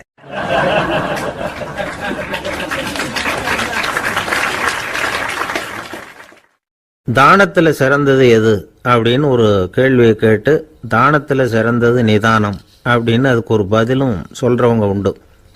நிதானம் ரொம்ப அவசியம், அதுவும் இன்றைய உலகத்துக்கு ரொம்ப அவசியம். இன்னைக்கு உலகம் ரொம்ப பரபரப்பா போய்கிட்டு இருக்குது. பொறுமையா இருக்கணும்னு நினைக்கிறவங்களால கூட அப்படி இருக்க முடியறதில்ல. பொறுமையை சோதிக்கிறது மாதிரி பல சம்பவங்கள், அதையெல்லாம் சந்திச்சே தீர வேண்டியிருக்குது. எங்க போனாலும் கியூவில் நிற்க வேண்டியிருக்குது, எங்க போனாலும் காத்துக்கிட்டு இருக்க வேண்டியிருக்கு. ஆபீஸ்லயோ வீட்லயோ கூட நீங்க நிதானமா பொறுமையா நடந்துக்க தெரியலன்னா உங்களுக்கு சிடுமூஞ்சி, முசுடு இப்படிலாம் பேர் வச்சிருவாங்க. அது உங்களுக்கு தேவையா? சரி, வாழ்க்கையில் பொறுமைசாலின்னு பேர் வாங்கறதுக்கு என்ன வழி? முதல் பாயிண்ட், நீங்க நினைக்கிறது, எதிர்பார்க்கறது, செய்யறது எல்லாமே 100% கரெக்டா நடக்கணும்னு ஆசைப்படக்கூடாது. எதுவா இருந்தாலும் அதுல ஓரளவுக்கு தவறு நடக்கலாம் அப்படிங்கறத எதிர்பார்த்தே இருக்கணும். ஓரளவுக்கு அதை அனுமதிக்கணும். ஒரு நண்பரை 6 மணிக்கு ஒரு இடத்துக்கு வர சொல்லியிருக்கிறீங்க, 6 மணிக்கு அவர் வரல, உடனே பொறுமை இழந்து நடந்துக்கப்படாது. ஒரு 10 நிமிஷம் டிலே ஆகலாம். ஒரு வர்ற வழியில் பஸ்ஸு கூட ஏதாவது டிராஃபிக்கில் மாட்டியிருக்கலாம். அதெல்லாம் எதிர்பார்த்தே கொஞ்சம் காத்திருக்கிறதுல ஒன்றும் தப்பு இல்லை. சில சமயம் டிலே ஆகிறது கூட நல்லதாக முடியும். ஒரு பஸ்ஸை தவற விட்டுட்டு, ஐயோ கொஞ்சம் ஒரு 2 நிமிஷம் முன்னாடி வந்திருந்தா பிடிச்சிருக்கலாமே அப்படின்னு தவிச்சுக்கிட்டு இருப்பாங்க சில பேர். அடுத்தபடியாக வர்ற பஸ்ஸு நேரடியாக நீங்கள் போக வேண்டிய இடத்துக்கே கொண்டு போய் விடுற பஸ்ஸாக கூட இருக்கலாம். அது உங்களுக்கு முன்னாடி தெரியாதுல்ல. சில நெருக்கடியான சூழ்நிலைகளை தமாஷா எடுத்துக்கிறதுக்கு பழகிக்கணும். சில இடங்களுக்கு போகிறப்ப காத்திருக்கிறதுக்கு நம்ம மனசை தயார்படுத்திக்கிட்டே போகணும். ஒரு ரயிலுக்கோ பஸ்ஸுக்கோ அல்லது விமானத்துக்கோ கப்பல் பிரயாணத்துக்கோ போகிறப்போ அங்கே போய் நீங்கள் மணிக்கணக்கில் கூட காத்துக்கிட்டு தான் இருக்கணும். புறப்படுற நேரம் கூட மாறலாம். நீங்கள் போய் சேர்ந்ததும் அது உடனே புறப்படணும்னு கட்டாயமாக என்ன? அது மாதிரி சமயத்தில் படிக்கிறதுக்குன்னு சில சுவாரஸ்யமான புத்தகங்களையும் கையில் எடுத்துக்கலாம். உங்களை சுற்றி எவ்வளவோ சுவாரஸ்யமான சம்பவங்கள் நடந்துக்கிட்டு இருக்குதுல்ல, அதையெல்லாம் வேடிக்கை பாருங்கள். எதுக்காக காத்துக்கிட்டு இருக்கிறோமோ அந்த காரியத்தில் உண்மையாகவே நமக்கு ஒரு அக்கறை இருந்தால் நமக்கு போர் அடிக்காது. சில கோயில்களில் பார்த்துருப்பீங்க, தரிசனத்துக்காக பக்தர்கள் நாள் கணக்கில் காத்துக்கிட்டு இருப்பாங்க. அவங்களெலாம் அழுத்துக்கிறது இல்லை. ஆண்டவனை தரிசிக்கணுங்கிற உண்மையான அக்கறை இருக்கிறதுனால அவங்களுக்கு போர் அடிக்கிறது இல்லை. ஆனால் சில சினிமா தியேட்டரில் கூட பார்க்கலாமே, சினிமா கியூ கூட அப்படி தான். சாயந்தரம் 6 மணி ஆட்டத்துக்கு காலம்பரம் 6 மணிக்கே போய் கூட காத்துக்கிட்டு இருப்பாங்க. அவங்களுக்கெல்லாம் போர் அடிக்காது, படம் பார்க்குற ஆர்வம். இன்னொரு முக்கியமான விஷயத்த நாம் பழக்கப்படுத்திக்கணும். லிவ் ஃபார் தி மூமெண்ட் அப்படிங்கிறாங்க நிபுணர்கள். ரொம்ப பேர் எப்படின்னா அடுத்தபடியாக நடக்க போகிற விஷயத்திலேயே கவனமாக இருப்பாங்க. அந்த நினைப்புலேயே இந்த நிமிஷத்தை பொறுமை இல்லாமல் கழிப்பாங்க. ஒருத்தர் இருக்கார், அவர் எப்படின்னா ஆஃபீஸ் முடியறதுக்குள்ளேயே சார் 5 மணிக்கெல்லாம் ரெடியாக இருங்க, நாம் அந்த ஹோட்டலில் போய் டிஃபன் சாப்பிட்ணும் அப்படின்னு 4 மணிலேருந்து சொல்லிகிட்டு இருப்பார். 4:55 பரபரப்பாக ஓடி வருவார். 2 பேரும் புறப்படுவோம், ஹோட்டலுக்கு போவோம், சாப்பிட்டுக்கிட்டு இருப்போம். அப்படி சாப்பிட்டுட்டு இருக்கிறப்ப சார் சாப்பிட்டு முடிச்சதும் நேராக ஒரு ஜவுளி கடைக்கு போகிறோம் அப்படிம்பார். பரபரக்க சாப்பிட்டு முடிப்பார், புறப்படுவார். ஜவுளி கடையில் அவசர அவசரமாக சீக்கிரம் பில் போடுங்க சார், சினிமாவுக்கு நேரம் ஆகிடும்பார். சினிமா தியேட்டரில் உட்காந்து அடுத்தபடியாக எங்கே டின்னர் சாப்பிட்றதுன்னு யோசனை பண்ணிகிட்டு இருப்பார். ராத்திரி படுக்கையில் விழுந்ததுக்கு அப்புறமும் நாளைக்கு காலையில் எழுந்திரிச்சதும் அதை பண்ணணும் இதை பண்ணணும்னு திட்டம் போட்டுக்கிட்டே இருப்பார். அதாவது எப்போவும் அடுத்த நிமிஷம், அடுத்த நாள், அடுத்த வாரம், அடுத்த வருஷம், இதுதான் அவங்க சிந்தனை. இந்த நிமிஷம் என்ஜாய்மெண்ட்டை அவங்க இழந்துடுறாங்களாம். அதனால தான் வாழ்நாள் பூரா பொறுமையின்மை, அவஸ்தை, அல்லல். அதனால் நாம் எல்லாரும் வாழ்க்கையில் நிதானமாக இருக்கிறதுக்கு கற்றுக்கணுமா. அதுக்காக இந்த நிதானத்துக்கு வேறு விதமான அர்த்தம் பண்ணிக்கக்கூடாது. ஒருத்தர் அப்படித்தான் ஒரு தடவை அவருடைய குதிரை காணாமல் போயிட்டு தான். அதுக்காக அவர் கவலைப்படலை, நிம்மதியாக இருந்தார், சந்தோஷமாக இருந்தார். என்ன சார் இது, உங்கள் குதிரை திருட்டு போயிட்டுதுங்கிறீங்க, நீங்கள் கவலைப்படாமல் இருக்கிறீங்களே அப்படின்னு கேட்டாங்களாம். அதுக்கு அவர் சொல்லியிருக்கார், நல்ல வேலை சார், கட்டியிருந்த குதிரை காணாமல் போயிருக்குது. நான் அது மேலே உட்காந்துருக்கிற சமயம் அது காணாமல் போயிருந்ததுன்னா, திருட்டு போயிருந்ததுன்னா நானும் சேர்ந்தில் காணாமல் போயிருப்பேன் அப்படின்னாராம். எவ்வளவு நிதானமான ஆள் பாருங்க.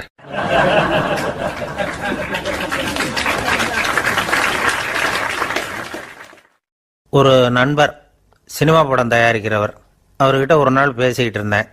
அது எப்படி சார், நீங்கள் எடுக்கிற எந்த படமும் கையை கடிக்காத அளவுக்கு எடுத்துடுறீங்களே, அது எப்படின்னு கேட்டேன். அது ஒன்றும் பெரிய விஷயம் இல்லை சார், பெண்களுக்குன்னு சில உருக்கமான காட்சிகள், இளைஞர்களுக்குன்னு சில நடனங்கள், அடிதடி காட்சிகள், அப்புறம் வயசானவங்களுக்குன்னு சில ஆன்மீக காட்சிகள், சின்ன பிள்ளைங்களுக்கு சிரிப்பு, இப்படி எல்லாமும் சேர்த்து நான் படம் எடுக்கிறேன். மசாலா படம்னு பேர். இது ரொம்ப பெருசாக இல்லைன்னாலும் ஓரளவுக்கு சுமாராக ஓடிடும், கையை கடிக்காது அப்படின்னார். இது ஒரு உத்தி. சில பத்திரிகை ஆசிரியர்களும் இந்த உத்தியை கையாளுறது உண்டு. இந்த உத்திக்கு பார்னம் உத்தி அப்படின்னு பேர். பார்னம் எஃபெக்ட் அப்படின்னு சொல்லுவாங்க. அதாவது ஃபீனியஸ் டி பார்னம் அப்படின்னு ஒருத்தர் அமெரிக்காவில் இருந்தாராம். அதாவது 19ஆம் நூற்றாண்டில் அமெரிக்காவில் கொடிகட்டி பறந்த ஒரு சர்க்கஸ் நிறுவனத்தின் அதிபர் அவர். இந்த உலகத்தில் ஒவ்வொரு நிமிஷமும் ஒரு ஏமாளி பறந்துக்கிட்டே இருக்கிறான் அப்படிங்கிறது அவருடைய சித்தாந்தம். ஒவ்வொருத்தரையும் திருப்திப்படுத்துகிற அளவுக்கு அம்சங்களை கொஞ்சம் கொஞ்சமாக கலந்து கேளிக்கை நிகழ்ச்சிகளை நடத்தினது தான் அவருடைய மகத்தான வெற்றிக்கு காரணம். அதனால் அந்த உத்தியை யார் கடைப்பிடிச்சாலும் சரி, அதுக்கு பார்னம் உத்தி அப்படின்னு பேர் வந்துட்டுது. ஜோசியம் சொல்கிறவங்களுக்கும் இந்த உத்தி தான் கை கொடுக்குது. ஒரு விஷயத்தை ஒருத்தருடைய கோள் நிலைகள் அல்லது கையெழுத்து நிரூபிக்கிறதாக அவர்கிட்ட சொன்னால் அதை அவர் நம்பிவிடுவார். ஆனால் அந்த விஷயம் நல்லதாக இருக்கணும், நேர்மையானதாக இருக்கணும், அதாவது பாசிட்டிவாக இருக்கணும். 8ஆம் இடத்துல குரு, 9ஆம் இடத்துல சனி, நீங்கள் ஒரு பெரிய மேதை தான் அப்படின்னு சொல்லுவாங்க. கேட்குறவங்களுக்கு அதை மறுக்கிறதுக்கு மனசு வராது. அப்படி சொல்லும் பொழுது கூடவே என்ன கொஞ்சம் முன்கோபம் அதிகமாக இருக்கும், இருந்தாலும் அது உடனே மறைஞ்சிரும் அப்படின்னு சில அற்ப விஷயங்களையும் சொன்னாலும் அதையும் சரிதான்னு சொல்லி ஒத்துக்குவாங்க. ஆளுமையை எடை போடுகிற ஒரு நிறுவப்பட்ட உத்தியின் மூலமாக தன்னுடைய குணாதிசயங்கள் கண்டுபிடிக்கப்பட்டதாக அவர் நம்புறது தான் இதுக்கு காரணம். இந்த மாதம் பணத்தட்டுப்பாடு கொஞ்சம் இருக்கும், உடம்புல ஏதாவது கொஞ்சம் அசௌகரியம் இருக்கும், வீட்டுக்குள்ளே லேசாக மனஸ்தாபம் வரலாம், இது மாதிரி பொதுப்படையாக சிலதை சொன்னாலே போதும், மக்களை நம்ப வச்சுடலாம். இதெல்லாம் நமக்கு மட்டும்தான் ஏற்படுது அப்படின்னு சொல்லி அவங்க நினைக்கிறது தான் காரணம். இதுதான் பாரணம் உத்திங்கிறது. மனிதர்கள் பாராட்டுகளை விரும்புகிறதும் விமர்சனங்களை வெறுக்கிறதும் பாரணம் உத்தியின் அடுத்த கூறு. அதனால் ஒருத்தருக்கு ஜோசியம் சொன்னாலும் சரி, அவருடைய ஆளுமையை மதிப்பிடுறதாக இருந்தாலும் சரி, அவரை புகழற மாதிரி இருந்தாலும் சரி, அப்படி இருந்தால் தான் அது சரியாக இருக்கும். சாதகமான விஷயங்களை அதிகமாகவும் பாதகமான விஷயங்களை நாசூக்காகவும் சொன்னால் மக்கள் அதை நம்பிடுவாங்க. ஒருத்தரை கருமின்னு சொன்னால் ஏற்றுக்க மாட்டார். அதையே கொஞ்சம் மாற்றி நீங்கள் கொஞ்சம் சிக்கனமான ஆசாமி அப்படின்னு சொன்னால் நீங்கள் சொல்கிறது சரிதான் சார் அப்படிம்பார். நீங்கள் பெரிய செலவாளி தான், இருந்தாலும் நல்ல விஷயங்களுக்கு தான் செலவழிப்பீங்க அப்படின்னு சொல்லணும். இப்படி இந்த பாரணம் உத்தியை கடைபிடிச்சி இன்னைக்கு வெற்றிகரமாக காலம் தள்ளுறவங்க நிறைய பேர் இருக்கிறாங்க. இந்த உலகத்தில் ஒவ்வொரு நிமிஷமும் ஒரு ஏமாளி பறந்துக்கிட்டே இருக்கிறான் அப்படிங்கிறது தான் ஃபீனியஸ் பார்னம் அவர்களுடைய நம்பிக்கை. அதை விட அடுத்தவங்களை ஏமாளியாக நினைக்கிற மனுஷர்கள் தான் இன்னைக்கு உலகத்தில் ரொம்ப அதிகம். ஒருத்தர் தன்னுடைய மேலதிகாரிகிட்ட போய், ஐயா ஒரு நாள் லீவு வேணும், என் தங்கச்சிக்கு கல்யாணம் அப்படின்னார். அவர் பார்த்தார், ஒரு 10 நிமிஷம் வெளியில் இருங்கன்னார். 10 நிமிஷம் கழித்து கூப்பிட்டார். இதை பாருங்க, நீங்கள் சொல்கிறது பொய். இப்போ உங்கள் தங்கச்சிக்கு ஃபோன் பண்ணேன். அவங்க தனக்கு 2 வருஷத்துக்கு முன்னாடியே கல்யாணம் ஆகிட்டதாக சொல்கிறாங்க அப்படின்னார். உடனே இவர் சொன்னார், சார் இப்போ நீங்கள் சொல்கிறதும் பொய்யா தான் இருக்கணும். ஏன்னா நிஜமாக எனக்கு ஒரு தங்கச்சியே கிடையாது அப்படின்னார்.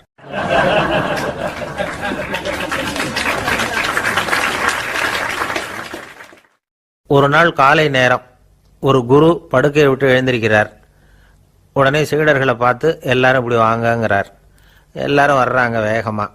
என்னங்க வேணும் உங்களுக்கு அப்படிங்கிற மாதிரி எல்லாரும் குருவை பார்த்தாங்க பயபக்தியோட.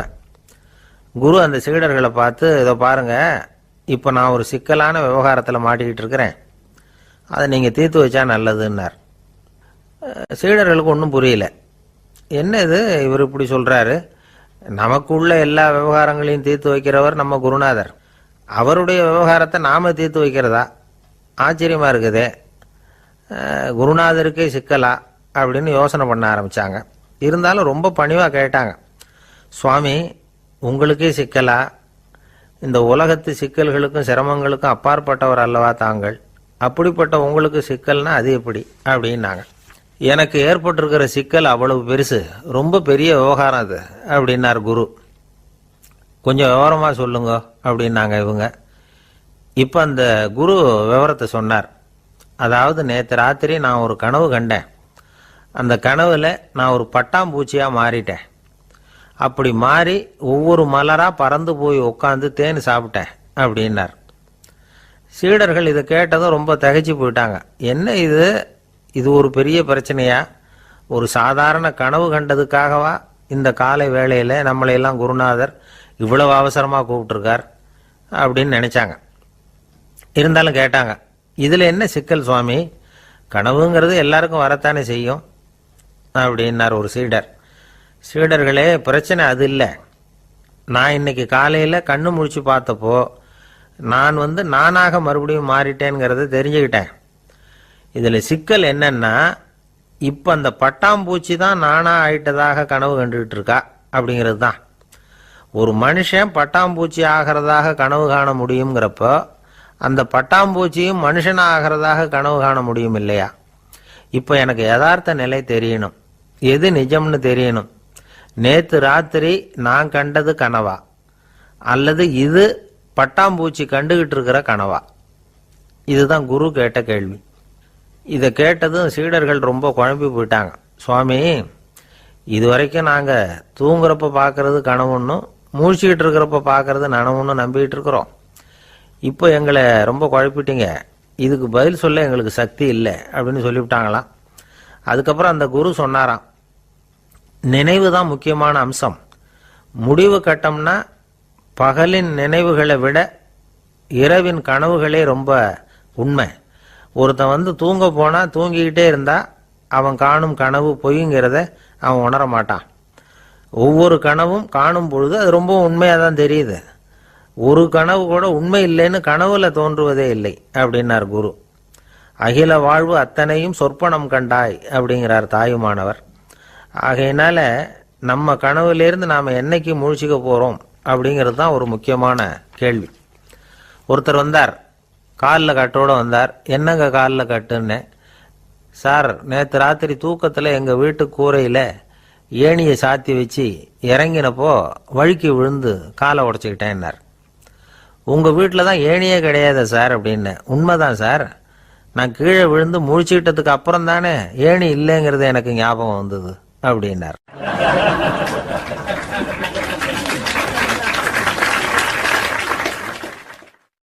சில பேர் ஆளை பார்த்தா 60 வயசு மாதிரி தோணும். உண்மையான வயசு என்னன்னு பார்த்தா 40 அல்லது 45 சில பேரை பார்க்கறதுக்கு 45 மாதிரி தெரியும், உண்மையிலேயே 65 தாண்டி இருப்பாங்க.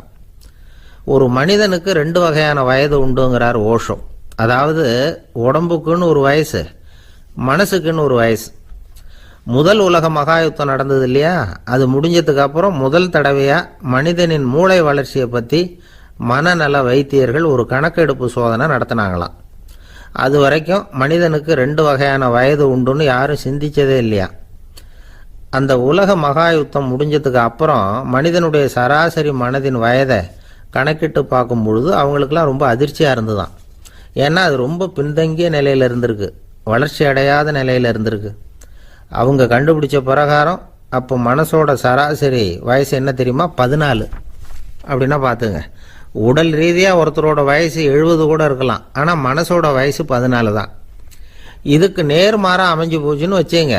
அதாவது ஒருத்தருக்கு உண்மையிலேயே 14 வயசு, அதாவது உடலோட வயசு 14, அவரோட மனசின் வயசு 70ன்னு வச்சுக்கோங்க. இப்படி அமைஞ்சுட்டுதுன்னா அவர் சீக்கிரம் ஞானத்தன்மை அடைஞ்சிருவார் அப்படின்னு அர்த்தம்.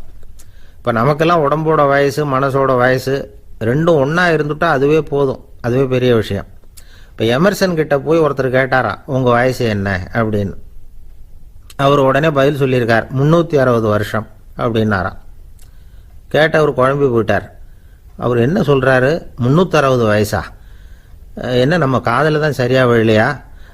எமர்சன் எப்பவும் உண்மையை பேசுகிற ஒரு சிறந்த அறிவாளி, அவர் இப்படிலாம் பொய் சொல்ல மாட்டாரே அப்படின்னு ஒரு யோசனை பண்ணிக்கிட்டே இவர் மறுபடியும் அவர் கிட்ட போனாராம். ஐயா, நீங்கள் சொன்னது சரியாக என் காதில் விழலை, அதனால் மறுபடியும் கேட்குறேன், உங்கள் வயசு என்ன அப்படின்னாராம். எமர்சன் மறுபடியும் சொல்லியிருக்கிறார் 360 வருஷம்னு. வந்தவருக்கு உண்மையிலேயே அதிர்ச்சியாக போட்டுது. அதுக்கப்புறம் மெதுவாக ஆரம்பித்தாராம், ஐயா நீங்கள் சொல்கிறத என்னால் ஏற்றுக்க முடியாது, எப்படி பார்த்தாலும் இப்போ உங்களுக்கு வயசு ஒரு 60க்கு மேலே இருக்காதுன்னு நினைக்கிறேன் அப்படின்னாராம். நீங்கள் சொல்கிறது சரிதான், அது என் உடம்போட வயசுன்னாராம் எமர்சன். அப்படின்னா ஏற்கனவே நீங்கள் சொன்னது அப்படின்னு கேட்டிருக்கார், அது என் மனசோட வயசு அப்படின்னாராம். நம்மளை பொறுத்த வரைக்கும் அறிவு தூசு படிஞ்சிருக்கு, அது மாதிரியே அன்பும் மாசுபட்டிருக்கு. இது ரெண்டையும் சுத்தம் பண்ண வேண்டியிருக்குது, அப்போ தான் நாம் சரியான வயசில் வாழ முடியும். ஒரு ஆசாமி இருக்கிறார், அவருக்கு உடம்போட வயசு அதிகம், மனசோட வயசு ரொம்ப குறைச்சல், குழந்த மாதிரி. அவர் ஒரு ஆஸ்பத்திரியில் படுத்திருக்கிறார். நர்சம்மா எல்லாருக்கும் மருந்து கொடுத்துட்டு போகிறாங்க. கொஞ்ச நேரம் கழித்து திரும்பி வந்தாங்க. அப்போ இவர் அந்த அம்மாவை கூப்பிட்டு சொல்கிறார், இதை பாருங்கள் சிஸ்டர், நீங்கள் எல்லாருக்கும் சின்ன சின்ன மாத்திரையாக கொடுத்துட்டு எனக்கு மட்டும் நீளமான மாத்திரையாக கொடுத்துட்டீங்க, முழுங்கிறதுக்கு ரொம்ப கஷ்டமாக போச்சு, இனிமேல் எனக்கும் சின்ன மாத்திரையாக கொடுங்க சிஸ்டர் அப்படின்னாராம். அந்த அம்மா உடனே அதிர்ச்சி ஆகி தலையில் அடிச்சுக்கிட்டாங்களாம். நான் கஷ்டப்பட்டு மாத்திரையை முழுங்கினத்துக்கு நீங்கள் ஏமா தலையில் தட்டிக்கிறீங்க அப்படின்னு கேட்டிருக்காரு இவர். இதுக்கு அவங்க சொல்லியிருக்கிறாங்க, நான் உங்களுக்கு கொடுத்துட்டு போனது மாத்திரை இல்லைங்க, அது தெர்மாமீட்டர் அப்படின்னாங்களாம்.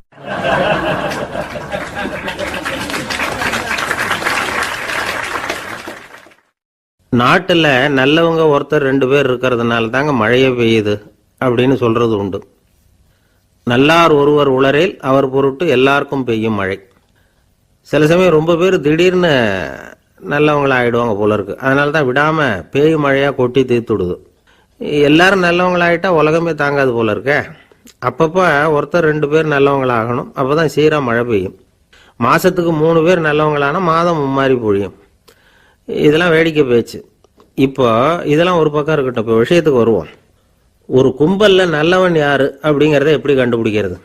இதுக்கு ஒரு வேடிக்கை கதை உண்டு. என்னுடைய நண்பர் ஒருத்தருக்கு அவங்க பாட்டியம்மா சொன்ன கதையா அது.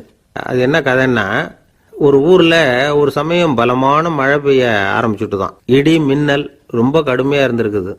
ஆரம்பிச்ச மழை வர வர கடுமையா ஆகிட்டு இருக்குதே தவிர நிக்கிற பாடா தெரியல. ஊர் ஜனங்கள்லாம் பார்த்தாங்க, இதுக்கு மேலேயும் வீட்டு உள்ள இருந்தா ஆபத்துங்கிறத புரிஞ்சுக்கிட்டாங்க. ஏன்னா வீடெல்லாம் இடிஞ்சு விழுந்துருமோங்கிற பயம். உடனே எல்லாரும் புறப்பட்டு ஊருக்கு பொதுவா இருந்த ஒரு மண்டபத்துல போய் தங்கிக்கிட்டாங்க. மின்னல் கடுமையா இருந்தது, இடி எந்த நேரத்திலையும் விழலாம்ங்கிற நிலைமை, எப்போ விழலாம்னு பார்த்துக்கிட்டு இருக்குது. அந்த மண்டபத்தில் இருந்த ஜனங்கள் மனசுக்குள்ள ஒரு பயம், நம்ம கூட்டத்தில் யாராவது ஒரு கெட்டவன் பாவம் பண்ணவன் இருந்தா கூட இடி இந்த மண்டபத்தில் விழுந்துரும், அது எல்லாருக்கும் ஆபத்து அப்படின்னு நினைச்சாங்க. சரி, இதுக்கு என்ன பண்ணலாம் அப்படின்னு யோசனை பண்ணாங்க. அந்த கூட்டத்தில் ஒரு பெரியவர் இருந்தார். அவரு ஒரு யோசனை சொன்னார். இதை பாருங்க, அதுக்கு ஒரு வழி இருக்கு. அதோ எதிர்த்தாப்புல கொஞ்சம் தூரத்தில் ஒரு உயரமா மரம் ஒன்று இருக்கு பாருங்க. பொதுவா இடி சுலபமா விழறது அது மாதிரி உயரமான மரத்துல தான். நம்ம கூட்டத்தில் இருக்கிறவங்க எல்லாரும் ஒவ்வொருத்தரா போய் அந்த மரத்தை தொட்டு விட்டு திரும்பி வந்துடணும். நம்மள பாவம் பண்ணவன் யாரோ அவன் அந்த மரத்தை தொடுற சமயத்துல இடி விழுந்துரும், அவன் மட்டும் போயிடுவான், மண்டபத்தில் இருக்கிற நாமெல்லாம் பொழைச்சிக்கலாம் அப்படின்னு ஐடியா கொடுத்தாரு அந்த பெரியவர். இது நல்ல யோசனையா பட்டது. எல்லாரும் ஒத்துக்கிட்டாங்க. ஒவ்வொருத்தரா போய் அந்த மரத்தை தொட்டு விட்டு திரும்பி வந்தாங்க. இடி எதுவும் விழல. இன்னமும் பாவம் பண்ண ஆசாமி அதை போய் தொடலை போல இருக்கு அப்படின்னு நினைச்சுக்கிட்டாங்க. ஒவ்வொருத்தரா போறாங்க, எல்லாரும் போய் தொட்டுவிட்டு வந்தாச்சு. இன்னும் ஒரே ஒரு ஆசாமி தான் பாக்கி. கடைசியா இருந்த அந்த ஆள் பயந்துட்டான். இது வரைக்கும் இடி விழலைன்னா இப்ப என்ன அர்த்தம்? இப்ப நாம தான் பாக்கி, நாம தான் தப்பு பண்ண ஆள் போல இருக்கு அப்படின்னு நினைச்சுட்டான். அதனால துணிச்சலா போய் தொடுறதுக்கு பயந்தான், தயங்கிக்கிட்டே இருந்தான். இருந்தாலும் மற்றவங்க எல்லாம் சும்மா இருப்பாங்களா? கட்டாயப்படுத்தி கழுத்தை பிடிச்சி தள்ளாத குறையா அவனை தள்ளி விட்டாங்க, போய் தொட்டுட்டு வாடான்னு. அவன் நடுங்கிட்டே போய் அந்த மரத்தை தொட்டான். அதே வினாடி ஒரு பயங்கரமான மின்னல் இடி விழுந்துட்டுது. எங்க விழுந்தது தெரியுமா? அந்த ஆள் மேல இல்ல, மண்டபத்துல விழுந்தது. மண்டபத்துல இருந்தவங்க பூரா காலி. அந்த ஒரு ஆள் மட்டும் பொழைச்சிக்கிட்டான். இந்த ஒரு ஆளை காப்பாத்துறதுக்காக தான் இடி வந்து மண்டபத்துல விழாம இருந்திருக்குது. இதுதான் கதை. அதனால நல்லவங்க எப்படியும் தப்பிச்சுக்குவாங்க அப்படிங்கிறது ஒரு நீதி. ஒருத்தன் அப்படிதான் தெருவில் நடந்து போய்கிட்டு இருந்தான், ரொம்ப நல்லவன். எதிரில் ஒருத்தன் சைக்கிளில் வந்துகிட்டு இருந்தான். அதுல மோதி இவன் கீழே விழுந்துட்டான். சைக்கிள்காரன் உடனே இறங்கி இவனை தூக்கி விட்டான். இவன் எழுந்திரிச்சு அவனை முறைச்சி பார்த்தான். அப்படி பார்க்காதீங்க சார், நீங்க ரொம்ப புண்ணியம் பண்ணியிருக்கீங்க, அதுதான் இப்போ வந்து சைக்கிளில் மோதிக்கிட்டீங்க அப்படின்றான். என்ன அப்படி சொல்றேன் நான்? இவன் 10 நிமிஷத்துக்கு முன்னாடி நான் லாரி ஓட்டிட்டு வந்தேன், அப்போ நீங்க எதிரில் வந்திருந்தீங்கன்னா என்ன ஆயிருக்கும் அப்படின்னானா அவன்.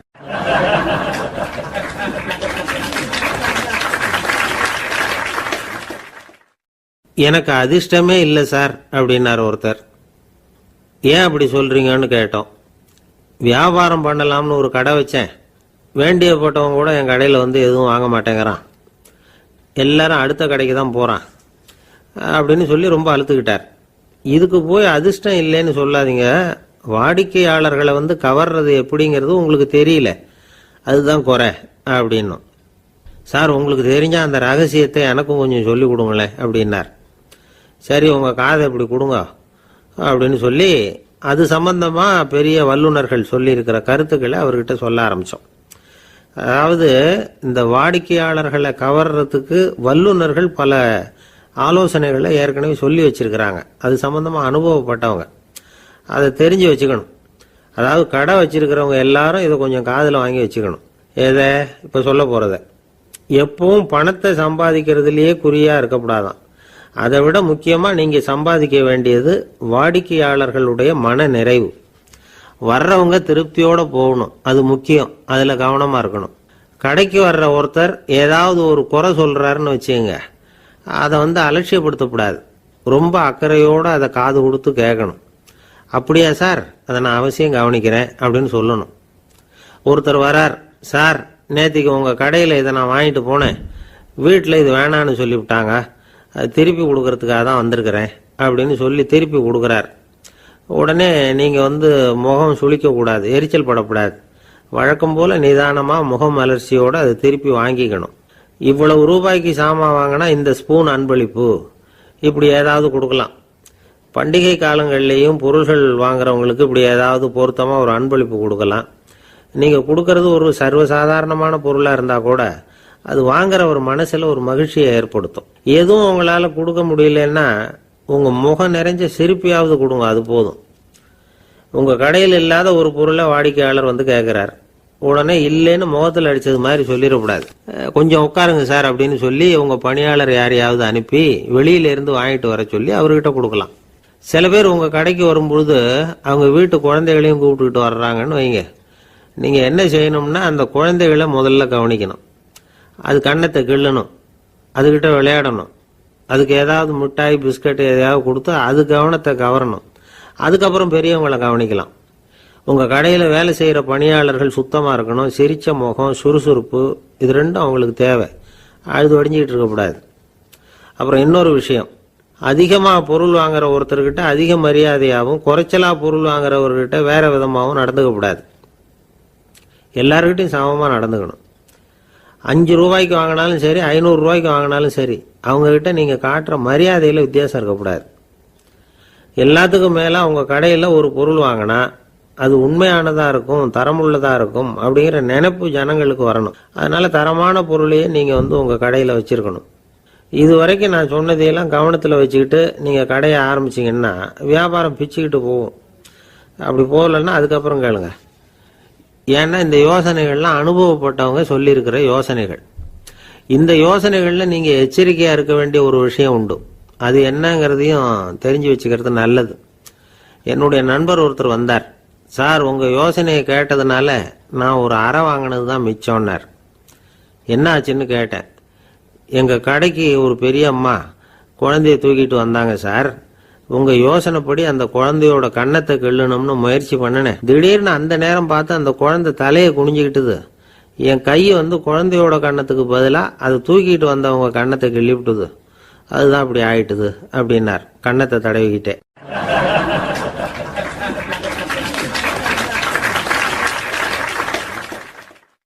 ஒரு நாள் ஒரு 10-15 பள்ளிக்கூடத்து பிள்ளைங்க தேடிட்டு வந்தாங்க. உங்களை பார்த்துட்டு தான் போகணும், அதுக்காக தான் வந்திருக்கோம்னாங்க. என்ன விஷயம்னு கேட்டோம். நாங்கள்லாம் கூடி ஒரு முடிவு பண்ணியிருக்கிறோம், அதை உங்ககிட்ட சொல்லணும் அப்படின்னாங்க. அதுவும் ஒரு வாண்டு பையன் அதை சொன்னான். என்ன முடிவு அது அப்படின்னு கேட்டோம் ரொம்ப ஆர்வமாக. அதை இப்போ சொல்ல மாட்டோம், எங்களுக்கு பிடிக்கிற மாதிரி ஏதாவது ஒரு தகவல் சொன்னால் அதுக்கப்புறம் நாங்கள் அதை சொல்கிறோம் அப்படின்னா அந்த வாண்டு பையன். சரி, சின்ன பையன்கிட்ட இன்னைக்கு வசமாக மாட்டிக்கிட்டோம் அப்படின்னு நினச்சிக்கிட்டு அவங்களுக்கு தகுந்த மாதிரி ஒரு கதை சொல்ல ஆரம்பித்தோம். அது என்ன கதைன்னா, ஒரு பெரிய காடு, அதில் பலவிதமான மிருகங்கள். அந்த காட்டுக்கு ஒரு சிங்கம் தான் ராஜா. எப்பவும் காட்டுக்கு அது தானே ராஜா. ஒரு பெரிய யானைக்கு இது பொறுக்கலை. என்ன இது, எப்போ பார்த்தாலும் இங்கே சிங்கத்துக்கே ராஜா பதவி கிடைக்குது, நான்லாம் எவ்வளவு பலசாலியாக இருக்கிறேன், அப்படி இருந்தும் எனக்கு அந்த பதவி கிடைக்கலையே அப்படின்னு தனக்குள்ளே பொறுமிக்கிட்டே இருந்தது. ராஜா பதவியை நினச்சி ரொம்ப ஏக்கம், அதுக்கு பதவி மோகம். இந்த சமயம் பார்த்து ஒரு குள்ள நரி கூட்டம் அதை தேடிட்டு வந்தது. ஐயா பெரியவங்களே, நீங்கள் இந்த காட்டுக்கு ராஜாவாக இருக்க ஆசைப்படுறீங்க, அதில் ஒன்றும் தப்பு இல்லை. ஆனால் அதுக்கு முன்னாடி நீங்கள் எங்கள் கூட்டத்துக்கு கொஞ்ச நாள் தலைவராக இருங்க, அதாவது ராஜாவாக இருங்களேன், உங்களுக்கும் ஒரு ட்ரைனிங் கிடைச்சது மாதிரி இருக்கும் அப்படின்னு சொல்லியிருக்குது இந்த கூட்டம், குள்ள நரி கூட்டம். இதை கேட்ட உடனே யானைக்கு ரொம்ப சந்தோஷம் தாங்கலை. அதுதான் எப்போன்னு பதவிக்காக காத்துக்கிட்டு இருக்குதே. இருந்தாலும் கொஞ்சம் பிகுவோட, சரி நீங்கள்லாம் இவ்வளோ தூரம் என்னை தேடிட்டு வந்து கேட்கறதுனால மறுக்க முடியல அப்படின்னு ரொம்ப ஏதோ அவளுக்கு சிரமப்பட்டு ஒத்துக்கிறது மாதிரி ஒத்துக்கிட்டது. ஏதோ உங்கள் ஆசைக்கு கட்டுப்படுறேன், கொஞ்ச நாள் உங்கள் கூட்டத்துக்கு ராஜாவாக இருக்கிறதுக்கு சம்மதிக்கிறேன் அப்படின்னுது. உடனே அந்த யானை ராஜ நட போட ஆரம்பிச்சிட்டுது. யானை சாதாரணமாக நடந்தாவே எப்படி இருக்குங்கிறது நமக்கு தெரியும். அதுவே ராஜ நடந்தால் எப்படி இருக்கும் கற்பனை பண்ணி பாருங்கள். யானை முன்னாடி கம்பீரமாக போய்கிட்டு இருக்குது, தலைவர் இல்லையா, அதனால் குள்ள நரிகள்லாம் ரொம்ப அடக்கமாக அது பின்னாடி அணிவகுத்து போயிட்டு இருக்குது. ராஜா வாழ்க, மன்னர் வாழ்க அப்படின்னு கோஷம் வேற. யானைக்கு தலைகால புரியல, அவ்வளவு சந்தோஷம். அந்த யானைக்கு செருக்கு, ஆணவம் எல்லாம் ஏற்பட்டு போச்சு. அதுக்கப்புறம் அது தரையை பார்க்குமா, நிமிர்ந்து நடக்க ஆரம்பிச்சுட்டுது. தரையை பார்க்குறதே இல்லை. அப்படி போயிட்டு இருக்கிறப்போ ஒரு சதுப்பு நிலத்தில் திடீர்னு காலை வச்சுட்டுது. அவ்வளோதான், கால் உள்ளே போட்டுது. இன்னொரு காலை எடுத்து வச்சுது, அதுவும் உள்ளே போட்டுது. அந்த 2 காலையும் எடுக்கிறதுக்காக அடுத்த 2 காலையும் அழுத்திச்சு, அதுவும் உள்ளே போக ஆரம்பிச்சுட்டுது. இப்போ 4 காலம் வசமாக சேத்துல அழுந்தி போச்சு, எடுக்க முடியல. குள்ள நரிகள்லாம் அதை சுற்றி சுற்றி வந்தது. சிலது சுற்றி நின்று டான்ஸ் ஆட ஆரம்பிச்சுட்டுது யானையை பார்த்துட்டு. இதை யானை பார்த்தது. என்ன இது, தலைவர் நான் தவிச்சுக்கிட்டு இருக்கிறேன், தொண்டர்கள்லாம் சுற்றி நின்று வேடிக்கை பார்த்துக்கிட்டு இருக்கிறீங்க, டான்ஸ் ஆடுறீங்க அப்படின்னு கேட்டுதான். தொண்டர்களே, தலைவர் நான் தவிச்சுக்கிட்டு இருக்கிறது உங்களுக்கு தெரியலையா? இப்போ உடனே உங்கள் தலைவரை காப்பாற்ற வேண்டியது உங்கள் கடமை இல்லையா அப்படின்னு கத்துச்சான் அந்த யானை. குள்ள நரிகளில் ஒன்று முன்னாடி நின்று அந்த யானையை பார்த்து தான், தலைவரே எங்களுக்கு ரொம்ப நாளாக ஒரு ஆசை, அந்த ஆசையை நிறைவேற்றிக்கிறதுக்காகத்தான் உங்களை எங்கள் தலைவராக ஏற்றுக்கிறோம்னு சொன்னோம் அப்படின்னு தான். என்ன ஆசைன்னு கேட்டிருக்கு யானை. யானை கறி சாப்பிட்டு பார்க்கணுங்கிறது எங்களுக்கு ரொம்ப நாளாக ஆசை, அது இன்னைக்கு தான் நிறைவேற போகுது அப்படின்னு தான் அந்த நரி. இதை கேட்ட உடனே அந்த யானை அப்படியே மூர்ச்சி ஆகிட்டு தான். நரிகள்லாம் அது மேலே ஏறி குதற ஆரம்பிச்சுட்டு தான். பதவி மேலே இருந்த பேராசை அந்த பலசாலியான யானையையே மாட்டி விட்டுட்டுது பார்த்தீங்களா அப்படின்னு சொல்லி முடித்தோம்.